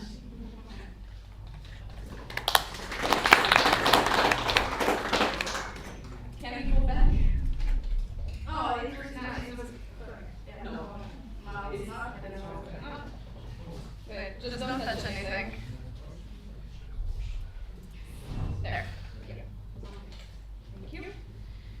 So I also put here the promises that we stated 1 year ago. I don't want to read them out loud. There were a few points, and how I can summarize them most easily was maybe like more personal connection to between the national board of sections, and encourage the sections to reach out to each other. Okay, so what I managed to accomplish is compared to my work obligations and my other obligations, I was quite happy that I could visit quite a few sections, more than I initially hoped for. Sadly, I couldn't visit, to be fair, the eastern part of the country, Debrecen, Miskolc and Eger, although I was invited to events, and I again thank you for that, but sadly there were days that when I couldn't make it. However, even with those sections which I couldn't visit, I tried to keep up one-to-one contacts, and I quite recently checked up on a few sections, namely IBS and Miskolc, and I also still want to check up on some others. This shows and this means that the national level now is aware of the situation in every section. We have at least, I know that this is a very basic thing, but what I've noticed from previous years that this was not established, that now we talked to every section, not even once during the mandate, but more frequently and regularly. And now with the other parts of the national level, we had regular MB and AC meetings, and and we also had common project with the national coordinators. You will also hear about this tomorrow. We also established a common calendar where we could check up on each other, and we agreed who will travel where and who will attend what. And we also kept up with your events, this is our joint big meeting, which was a great experience. Just don't look at the number of beers on the table. I also promised some templates and guides because I'm a huge fan of these and I love continuity. So yeah, I hope to establish a few more. The NA folder still needs some more guides on that and templates because there are so many documents that we need for a single event like this. And there is a transition handbook in the making for years now, which Balázs started a few Mondays ago with his then colleagues, and it needs updates because some stuff changed since they started, and it needs some proper wording and stuff like that, so we are working on it, and hopefully we will finish it in the summer. Before we continue, they only have 2 minutes left, but I feel as if the national updates is very important. So would you guys be comfortable to shorten the question round so that they could finish? So, scrutinizers, you can stay there, but you have to count. Is everyone okay with this? Yes. All in favor? Yes. Put your voting cards up. Thank you. And I will. No. Most. Ez a no, igen. No. Abstain. Abstain. He missed the yes. He missed the yes, so he abstains. Okay. It's okay. It's okay. It's okay. You guys continue and take as much. Shorten, but take a time. Okay, thank you very much. So I mentioned it a lot of times already because I'm quite proud of it that I could bring it back to regular calls. I believe that this was very beneficial for the network, and I hope that every board member will establish their position-specific community for the next mandate. And yeah, expect some continuation for this. And in general, building the community. As I mentioned, I was really happy to see a lot of engagement between sections and bigger participation in the Christmas gala. I will be really happy if I see actual competition in the awards categories in December, because I encourage every single section to nominate their events and initiatives because they are worth it, they are great. I tracked up on them, as you saw in the calendar, and quite a few I saw firsthand, so I want to encourage you to have some friendly competition. Okay, what I couldn't accomplish are first the section on the Spotlight initiative. We didn't agree on the criteria, first and foremost, and during the mandate it turned out that the Vice President would need some support structure, or at least a coordinator who helps out. And yeah, this also goes to the data analysis. I was already asked about section questionnaire analysis, and this is the main reason why I couldn't do it. But hopefully now in the summer we will check up on it. The redefinition of ESN Budapest United, well, we faced resistance from the big sections. I would put it this way. I believe that they were afraid that ESN Hungary would demand some of the profit, but this was not the case, not even from the first minute. But nowadays I see that they tried what they used to try in the previous years, and they see that it doesn't work, and maybe they are open to establish new ways of working together. So I really hope that they will try out new ways, and I really hope that all the sections in Budapest are going to collaborate in one way or another, and this will also help the little sections in the city. Okay. Transition between the MB and the NC was also could have been better. We had an afternoon picnic, and this maybe also led to that the common work could have started earlier, but in the end, for the second semester, I believe that we did quite well. We quite had to establish this for ourselves too this year, but I believe that for the next mandate it will also start from a better point. Also, I had quite a few ideas which I really hope will be implemented sooner or later during the mandate, which is local board training, to bring every local section board to the same knowledge level, for example about vote delegation for this weekend and stuff like that.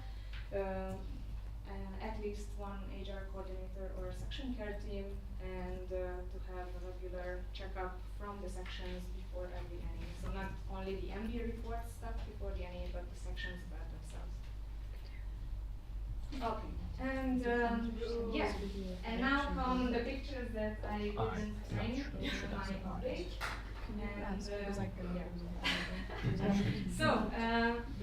I, at the beginning of my mandate and when I applied, I imagined myself as a link, like a bridge between mandates and boards, and I was aware that what I promised I could not establish, and I could not make everything a reality, simply because I have a 40-hour job and some limitations. For example, I don't have a car, and that's one even that broke down, so that's a really funny story. If you want to hear it, I'm here. And I'm actually pretty happy with what I established, and there are a lot of pictures here, so with all my favorite people. Right. And That's me. You moved the thing To the end. Wait, I can. You can. It's So, fine. so are the pictures? No, I can control it also from here. So. And I want to say goodbye as vice president here. This is my last presentation as vice president, but I will continue the mockery as a main actor, so you cannot get rid of me, so no worries.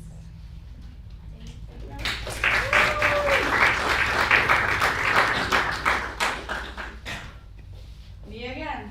Hi. So, following up on the action plan, we had 3 points in connection with my position. You can, it's not the whole thing, I cut some unnecessary sentences out.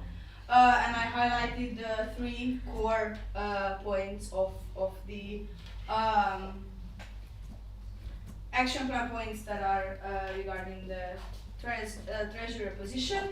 But you also received this document, so you can check it out, what was written in it. So, what we have achieved, the NEA grant. In the previous years, we applied for a bigger amount of money with a more complicated paperwork, and we never won. So this year we decided to go for the simplified version, and we won 400,000 forints. Some of this money is invested into this National Assembly. So thank you Nemzeti Együttműködési Alap for this event, if anybody is watching the live stream. And also I believe we established a strong financial background. When I took over the position 2 years ago, it was still a bit we had the feeling that we are still dealing with the aftermath of COVID, when ESN Hungary almost went bankrupt. So we finished the previous year in a stronger financial position than what was projected initially. So this allows us for the future to revise the whole budget and what has been accepted in VIA, and we will be able to make some amendments if the new board decides so, so that we can they can also have a say in what we spend the money on. yeah, that is basically the idea. That it has already been accepted, but amendments can be presented to the sections in case the new board decides so. What dreams did not come true? As it has already been discussed way too many times, that it was not a promise, more of a dream, to be able to financially support the national coordinators and for the external representation, such as other countries' national assemblies. We did not achieve that. I did not have the time myself to be searching for partnerships, and I'm really sorry for that. I also do have a full-time job, and I did the treasurer part, but I did not have time to deal with the partnerships as well. So yes,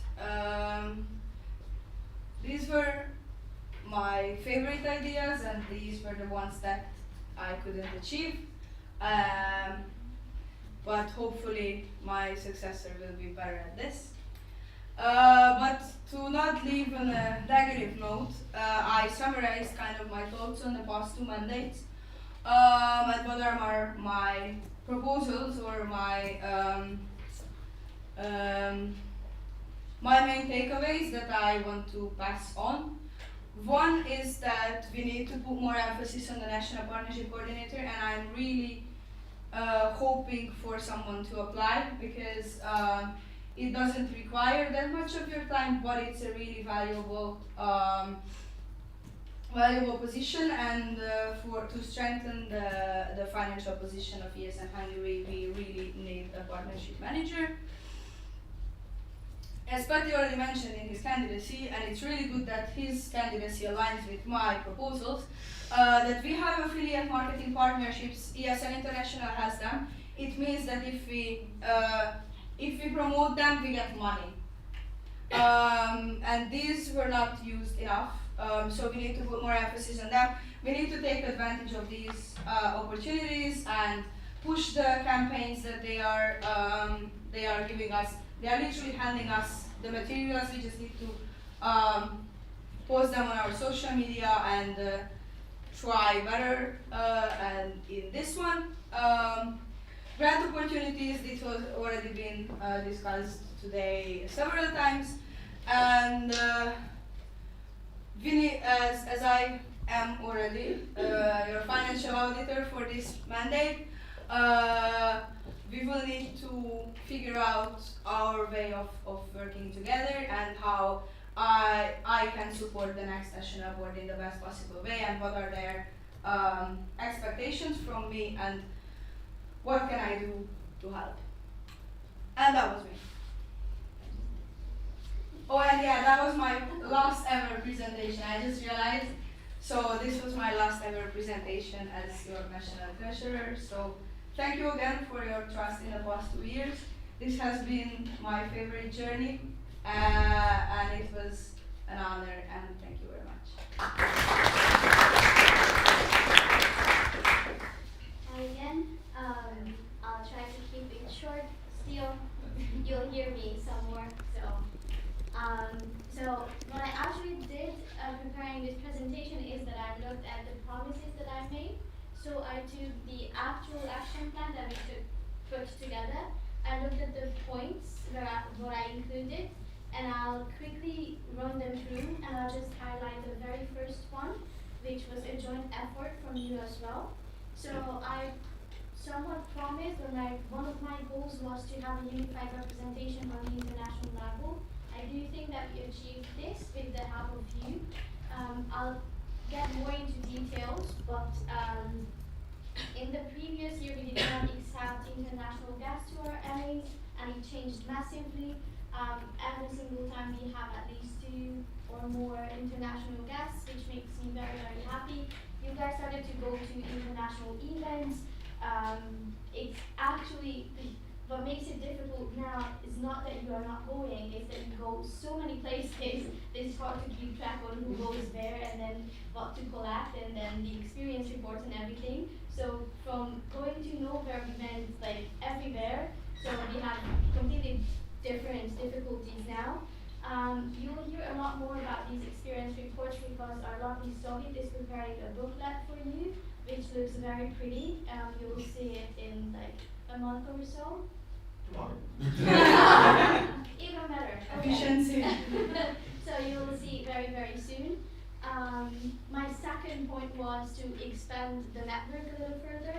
I might not have been transparent in this regard, and I was very diplomatic. I was not transparent.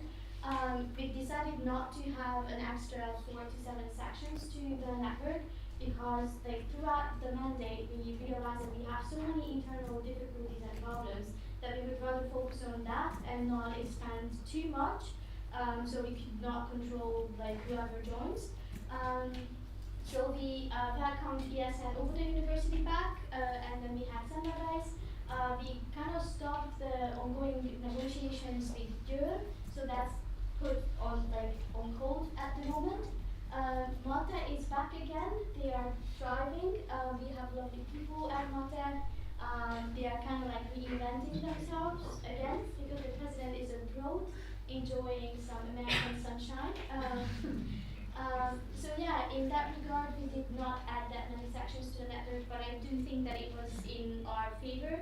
So I'm pretty much satisfied with the 14 sections at the moment. My third point was basically we had an idea, and Sophie was in charge of that. That didn't quite get through either. We wanted to reach out to embassies and then just put together a campaign basically on vote engagement and vote involvement. That did not go through because AGA itself was so demanding and so time consuming that we just went with it and we didn't focus on this very small initiative. So the third point did not happen either, but we kind of like reinvented it, and that's how you had these panelists today. So you kind of like transformed it into new ideas. So that somewhat happened, but what I promised did not happen. Collaboration with Brain Bar, we put that on hold as well because we have a very good ongoing somewhat negotiations again with the National Youth Council. We might be joining them soon. It's going to be up to you. They're going to be voting on that in the next NA. But what they offer if we join is that we can use their offices for free and their podcast room. So we decided not to spend money on podcasts and with Brain Bar, but rather go with NIT and then use whatever they offer in favor of like paying a membership fee. And then creation of knowledge packs, it's still in the making. Whenever I have time throughout the nights or in my lunch breaks, I've worked on these documents, but they are not ready. I do have to conceptualize them because they are everywhere. Like I do have a lovely structure, it's very clean, very minimalistic, but I do have plenty of reports that I need to shorten and like make it more precise. And what I really wanted to focus on is the first point, because I really, really loved the fact and the whole idea of wherever I went, someone knew at least one Hungarian there, which made me very, very happy. So we created a document where we tracked the events and who went there. We basically stalked you guys on social media.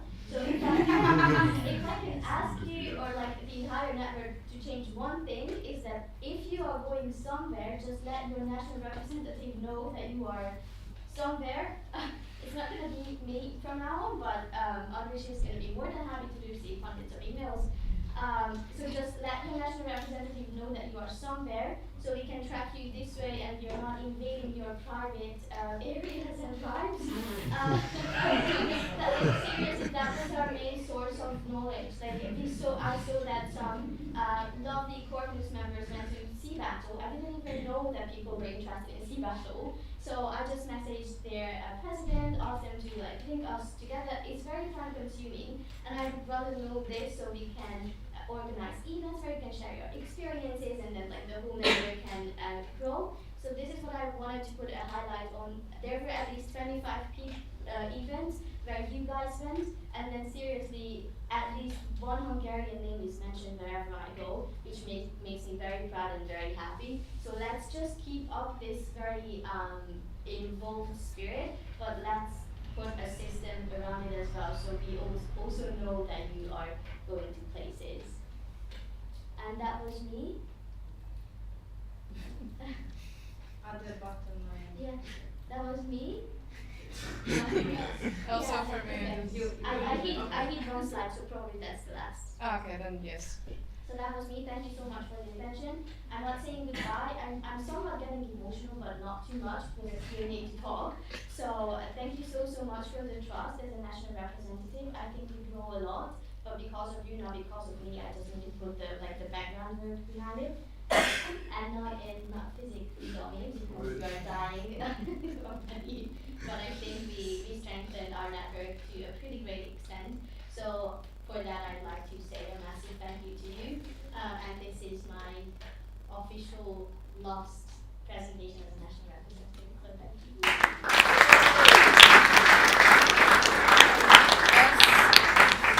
As we are quite over time regarding this, by a lot, but it's okay. We have only one question. Does somebody urgently have questions they would like to ask? So then you have to write in the thing, in the Slido. So I will allow these 2 questions, but then after this I'm closing the speakers list. Is this okay?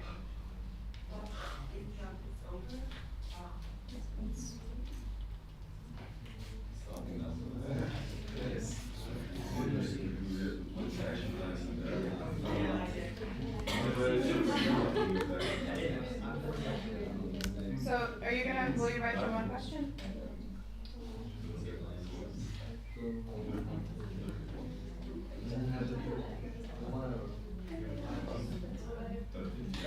So yes or no? No, okay. Then we have the one question. Abigail, please ask it. And the speaker list is closed. Oh, wait, is it not on the board? One sec. Oops, sorry. It is. To Patrick, you said that you want to strengthen the cooperation between the AC and NB. I wanted to ask, how was it during your mandate and how did you strengthen? What I meant was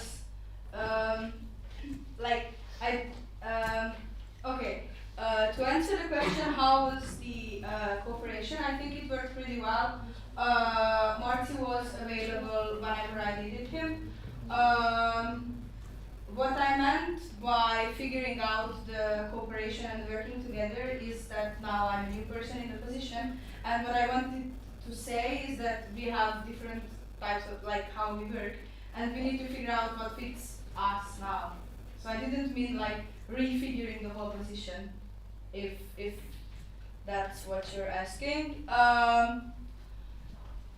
We could have had more calls, I think, with our audit commission, but in the Discord channel and every possible way where we tried to reach them, they were almost always available except for when they were sleeping. So I believe it worked quite well. Yeah. We were also I forgot what I wanted to say. Okay, I think that we can agree on wanting to have more regular contact with the NB. Yeah. So we had the contact when we needed it and when we asked, and the AC also kept us in check. But to have it more standardized, so to say. Okay. Then is everyone happy? If there is additional questions, I am. if there is additional questions for the action plan follow-up, I really encourage you to ask while they're here, as we didn't get an opportunity necessarily now. But in that case, I would like to pass to the new national board to talk about the action plan in a second when we start our technical.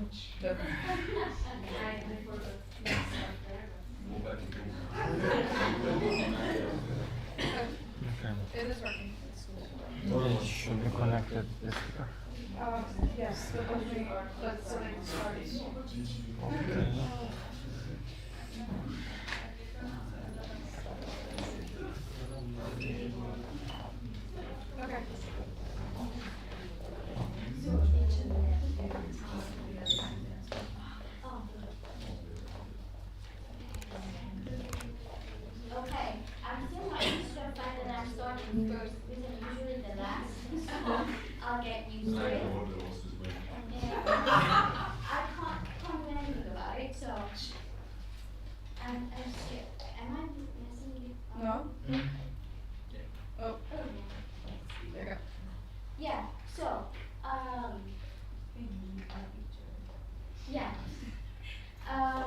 So what I gathered from Blanca as well, even during my previous mandate, I think I somewhat made progress, but I still wanted to improve.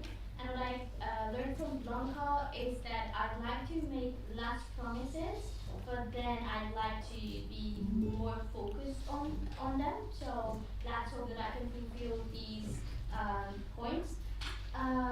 What I have in mind for this mandate, and I also included some of these things in my action plan. It's not entirely ready just yet, but I'll send it out tonight. So I'd like to still work closely with our strategic partners. In that regard, I already had a meeting with campus. So we started to talk about how the two organizations can work together because we are mostly dealing with incoming students. They are dealing with the other end of the spectrum, so they are settling students abroad. I know that we also have a profile on like having students going abroad, but it's not our main profile. So I'd like to see how the two organizations can help each other. They can also help us with grant opportunities and funding. I did not have a clear vision on to what extent, but I'd like to find it out. So after the first meeting, we agreed to have a joint meeting where the leading management of campus and our newly elected board meets, and then we get to know each other, and then we could pair up with colleagues and see how we can work together. I also had a very strategic meeting with the National Youth Council. With them, they will have a meeting on the 9th of November where we would have the chance to join them officially. We're going to be talking about this matter a lot more during our next National Assembly, because I do think that we need to go into details on how it will affect the budget, what we can benefit, what we can require from our end. But we had a lovely discussion with them. They are inviting us for their summer university, so if you'd like to join, you can. They would like us to have our own stand and promote ESN in general.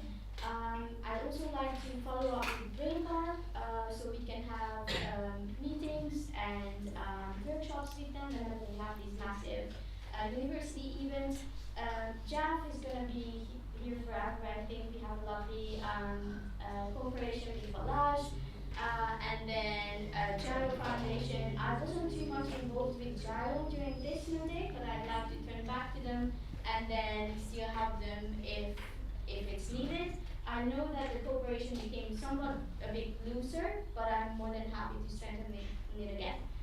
What I'd like to do as well is more nuanced standardization of our guiding documents. The SSO needs to be updated. I'd like to have clearer and better task descriptions for the national coordinators, and then we are thinking about inventing new support structures, but Dorcas is going to be talking about that a little more.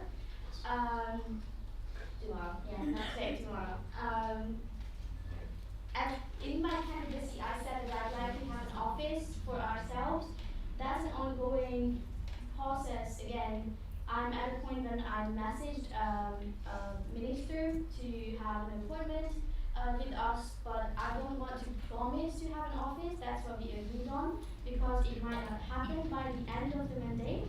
So I'll focus on that. I'll see all the options, but maybe Nick can provide us with a solution that is less costly, let's say. But once we have a treasurer elected, we can do more assessment on whether it's feasible or not.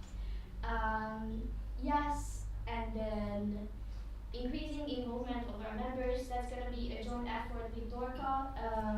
I really love the process that started, that people are very much invested in ESN, you are going to events, and I'd like to keep that up. So whatever I can do in that regard, I would, but in a very structuralized way. Focusing also on not overstepping their tasks or not like interfering with their duties. Yes, out of the 4 strategic partners that I'd like to focus on, I had a meeting with 3, so I think it's quite a big statistics. And I need to have a follow-up meeting with Giles, so I'm pretty much like put back to the loop on where we are standing and what is expected on our end. So I will have these 4 focal points, and let's see where I'll be in a year.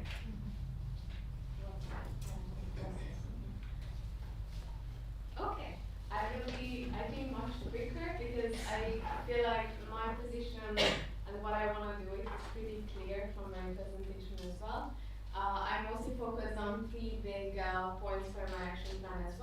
these being section care, reimagining and bettering the national coordinator system, and local voice training. By each point, I want to focus on firstly section care, stabilizing the existing sections. We talk about that we are very happy with how many sections we have at the moment, and I feel like a lot of them are not the strongest, and we are kind of losing them. So I definitely want to focus on keeping all the ones that we have and focusing on bettering their situation, their SSOs, their organizational structures, everything that we can help with anything basically for them. My second point here would be the BP community action. I really want to have the polls. I think it's a great initiative, but I want to reimagine them in a way that it's more focused around problems and things that we can work together on, and it's less of an obligation and more of something that they actually want to do, and it's fun and nice for them to attend. And I also want to focus on the community building more and have time to get to know them, and we could meet like in person or have more meetings. So just get the community more in action and start working on better initiatives. And definitely minimizing the gap between the national board and the local board. It's been a problem for quite some time now, and we want to focus on engagement on the national level, and this is going to be my main focus this mandate. As I was a national coordinator, I feel like it is my duty to work on this system a little bit more. We have lovely people elected, so I definitely want to focus on giving them the best experience that we can have. I want to have joint meetings with everybody every month because it's very, very important. I already started an initiative that the national coordinators will be joining the transition meeting, which is, I think, a wonderful start for our cooperation. And we will mostly focus on clear task distribution, that will be divided equally, and we will mostly define all the roles, because I feel like there are a lot of great ideas with the coordinators. And also give them opportunities to go abroad and go to the events, because they are doing a huge amount of work and they deserve recognition. And the last one is local voice training that is still in work. The most important for now is creating the timeline on how to achieve this by the fall, because I'm planning to have it in September or October. And I want to work together with the international projects coordinator if we will have new support for the VP with her, and also the new national event coordinator, because I think we are going to be having amazing new initiatives starting, and we want to focus on just bringing the sessions to the same level. Well, I think it's on the screen. I see the order, so the video actually can go.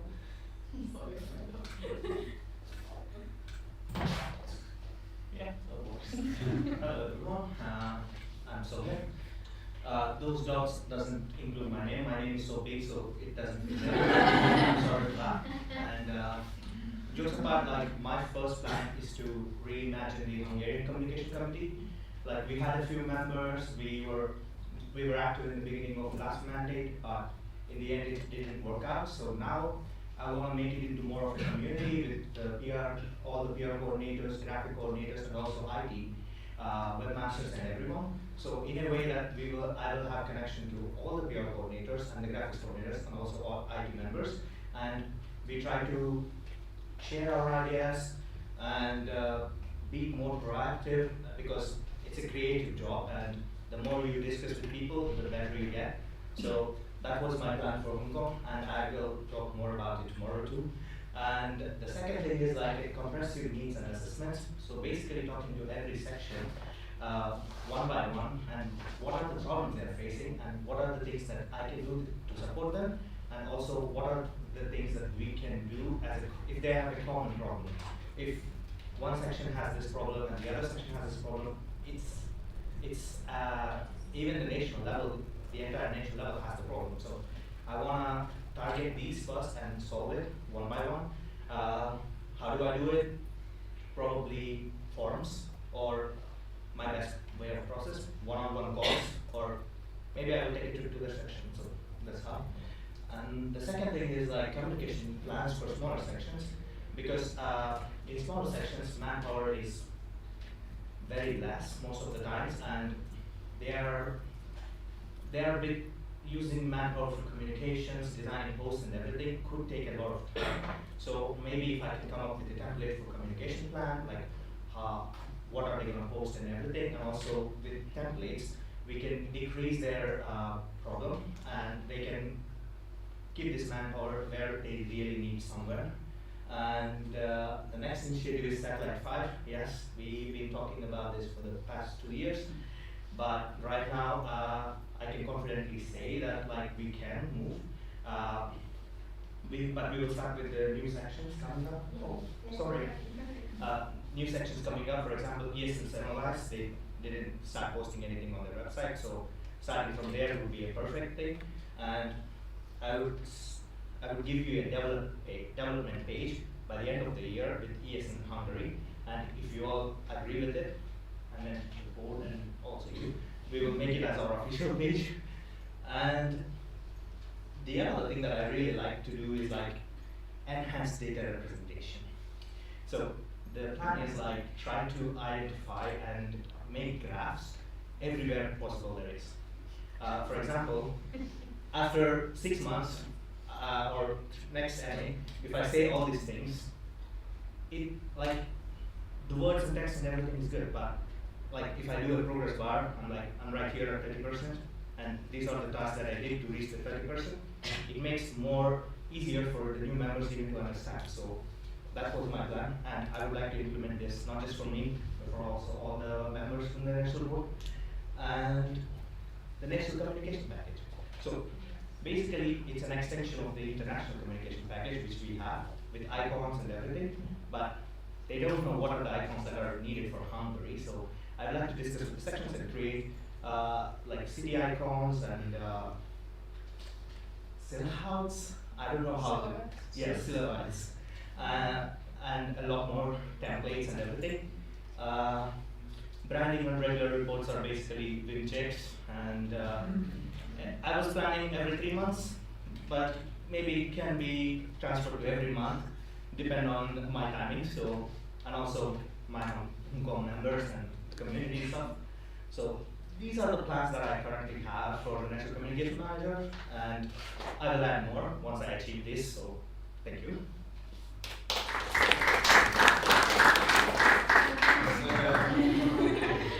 think it loaded, so it should work.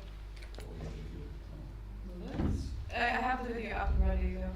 Okay, if it works faster than it's... Yeah, I have it here.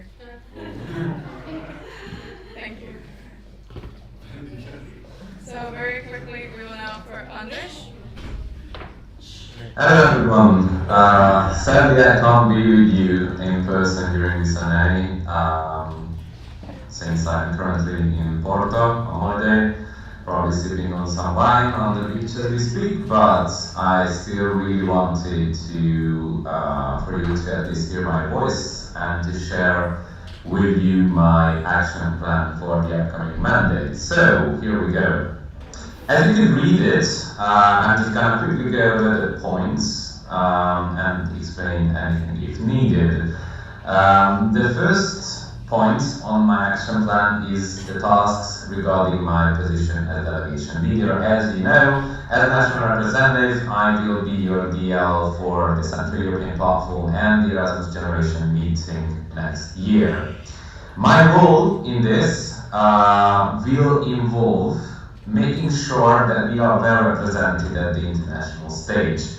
I will advocate vigorously for the interests of ESN Hungary, ensuring that our voice is heard on all the relevant forums. I think that's much needed in this time of change regarding international events. Furthermore, I want enhanced cooperation in the CEP region. I think that the regions are very important, even though some say they are becoming a thing of the past. I think we do face a lot of similar problems with the Visegrad countries and some others in the region, and cooperation should be vital for us. And it can happen through several different initiatives. One of them is the Visegrad Grant, which we have already discussed, and most of us are in favor of applying for. Reinventing the point system. Currently, the one that we are using right now is not proportionate. It's outdated in my opinion, and thus I would like to redesign it. And the new system, which I haven't worked out yet, but will be guided by proportionality to reflect the actual contributions of the sections. This will obviously mean that we will adjust the distribution of spots for international events to align with this new system. As you could hear from the others, one of our main common goals are to get a lot more funding for the NO, and thus I will be actively seeking new partnerships with organizations such as Camp Leaders, Head, Tempus, etc. Not all of them are funding opportunities, but they definitely diversify our professional and strategic partnership portfolio, which is a key focus of this new board. Collaborating with the President, I will continue the CER or the CERU project. It's a opportunity, a grant which we want to apply for, which would involve us receiving funds up to 8,600 euros, which we could use for capacity building. One of my main tasks is obviously representation. I have attended a lot of international events in the past, and I plan to continue doing so in the future as well, representing Hungary in all of them. I think it's greatly important to share our best practices with others, but more importantly to gather much needed ones from others, which would benefit our NO and our sessions. I plan to continue having and utilizing the NR support team, developing the skills and the capabilities of these support team members are key, I think, and in the interest of all of us. So I encourage you to apply after hearing the support structure promo presentation tomorrow. And last but not least, I plan to, let's say, understand the international project coordinator position better, since currently I'm not sure that the expectations and the role of this position is clearly defined. So part of my strategy is to make sure that Blanca and me will work well together and have a seamless way of working to benefit both all the international, the national, and the local level. So all in all, my action plan is designed to guide ESN Hungary towards a successful and impactful year. I think that by focusing on advocacy, cooperation, fairness, funding, representation and support, we can create a stronger and more vibrant organization for all of us. So I'm very excited about the opportunities ahead, and I am looking forward to working together to achieve these goals that we set. And I want to thank you again for placing your trust in me, and I want to assure you of my unwavering dedication to ESN Hungary, to all of its sections, and to all of its volunteers. And I also wish you a lovely and fruitful NA.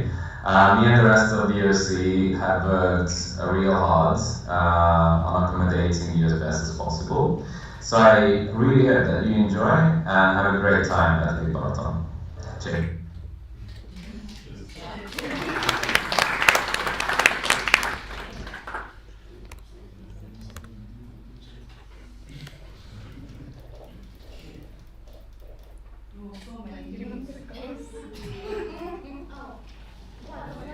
Would you like to close the presentation? Oh yeah, so thank you for listening to that one. We are trying to focus on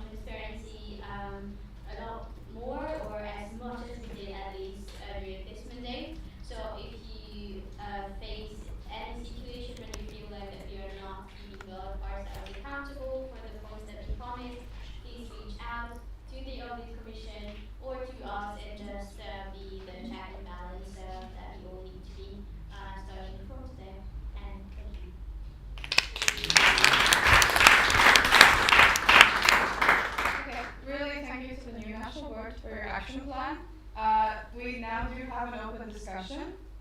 We have actually a lot of time, at least in the agenda, for an open discussion, but we are running a bit behind. So ask as many questions as you want.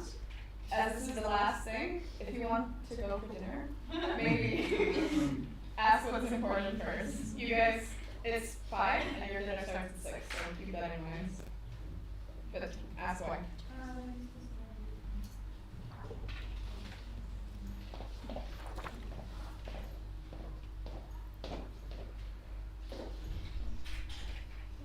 It's the previous one, right? Yes, it's the same. No, it says questions closed. Can you open it? Yes. I thought it was open, my apologies. Thank you.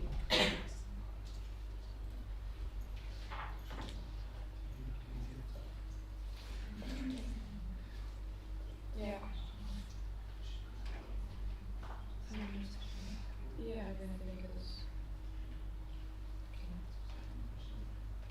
Because I have to answer all the things.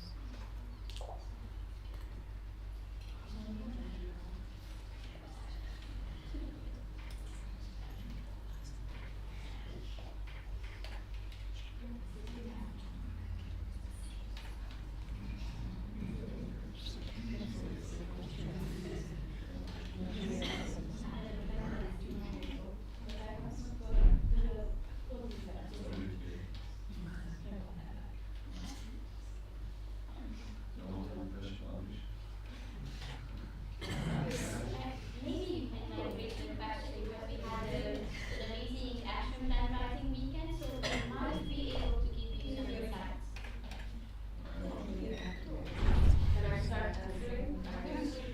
Can I? Yes, Esther. Okay, Esther, Audit Commission. Wow, that was weird. Can you please elaborate on the reasoning why you chose September for the local news training? Because it's probably the busiest month for every section. So what is the reason behind it? Do you think it is feasible or suitable for the sections? Well, I think it's gonna be a we will see kind of situation. As I mentioned, the most important right now is just trying to create like a plan on how to achieve this by the fall.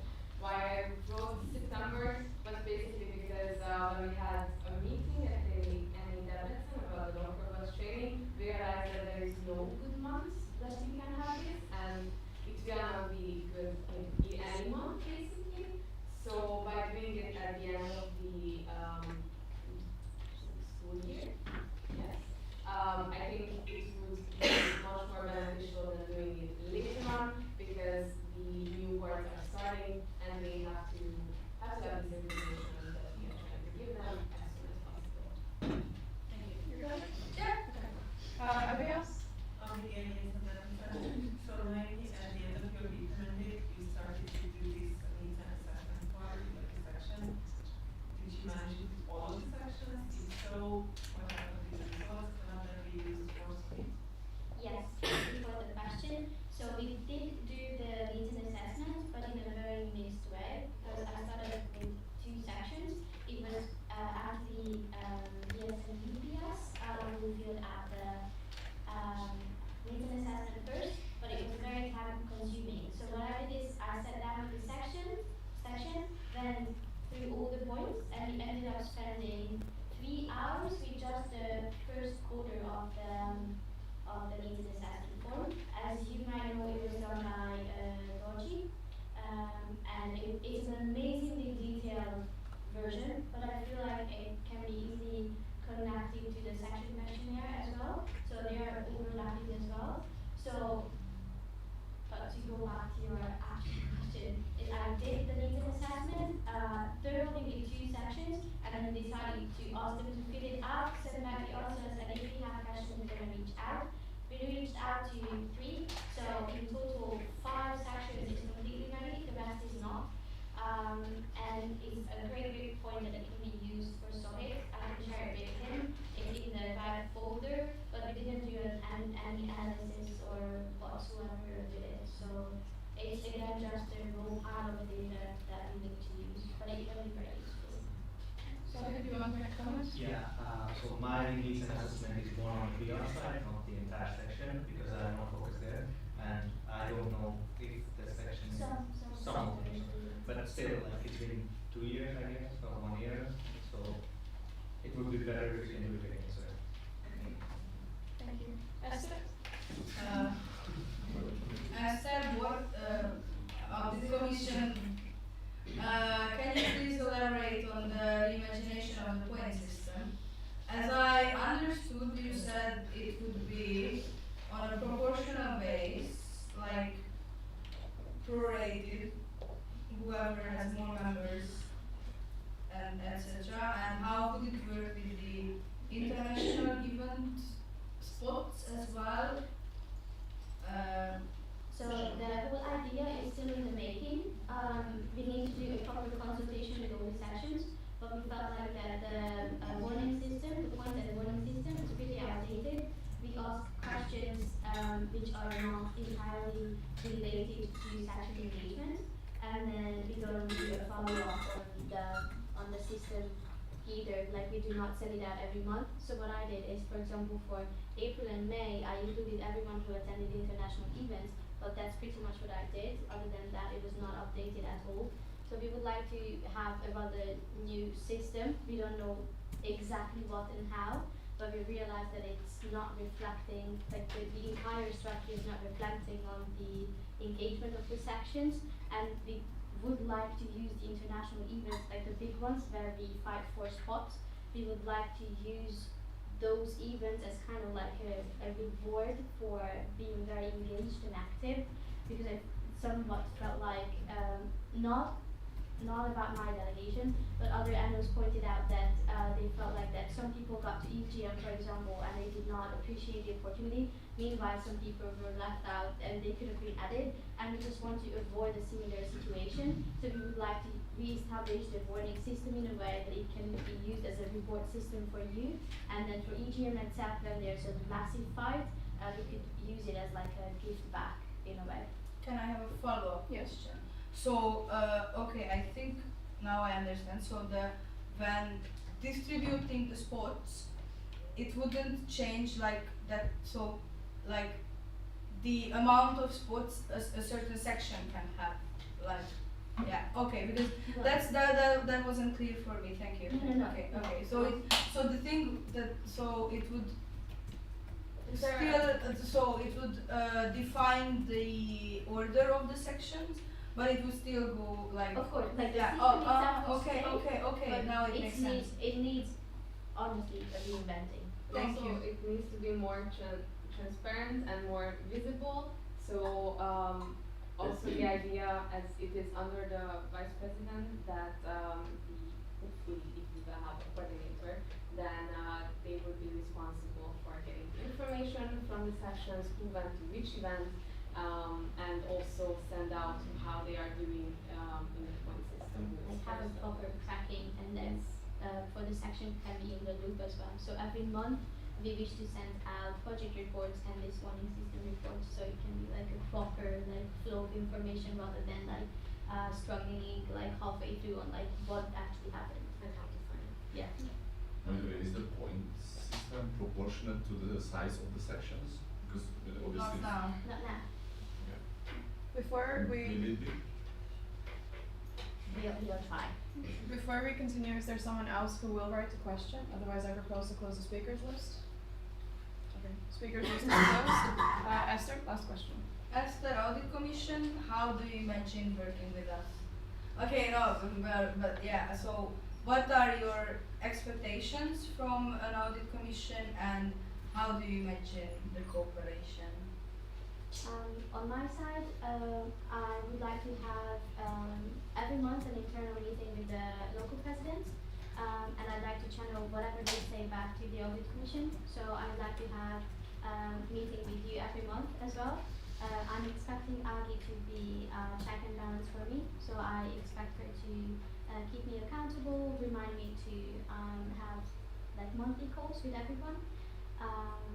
And really, I just expect you to oversee whatever we do to be according to the SSO and have a proper collaboration. So not just meet 2 or 3 months for a quick coffee, but have like a proper meeting for 40 minutes where we get through all the professional duties and then we can just hang out.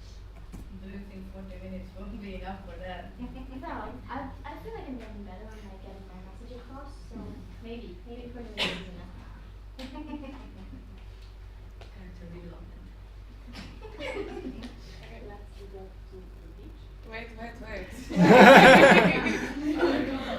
Not yet. Thank you very much to the new National Board for answering these questions in your presentation.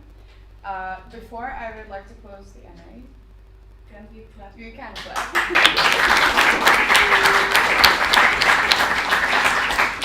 Before I would like to close the first day of the NA, I would like to pass to the OC and also to the new National Board if they would like to make any announcements.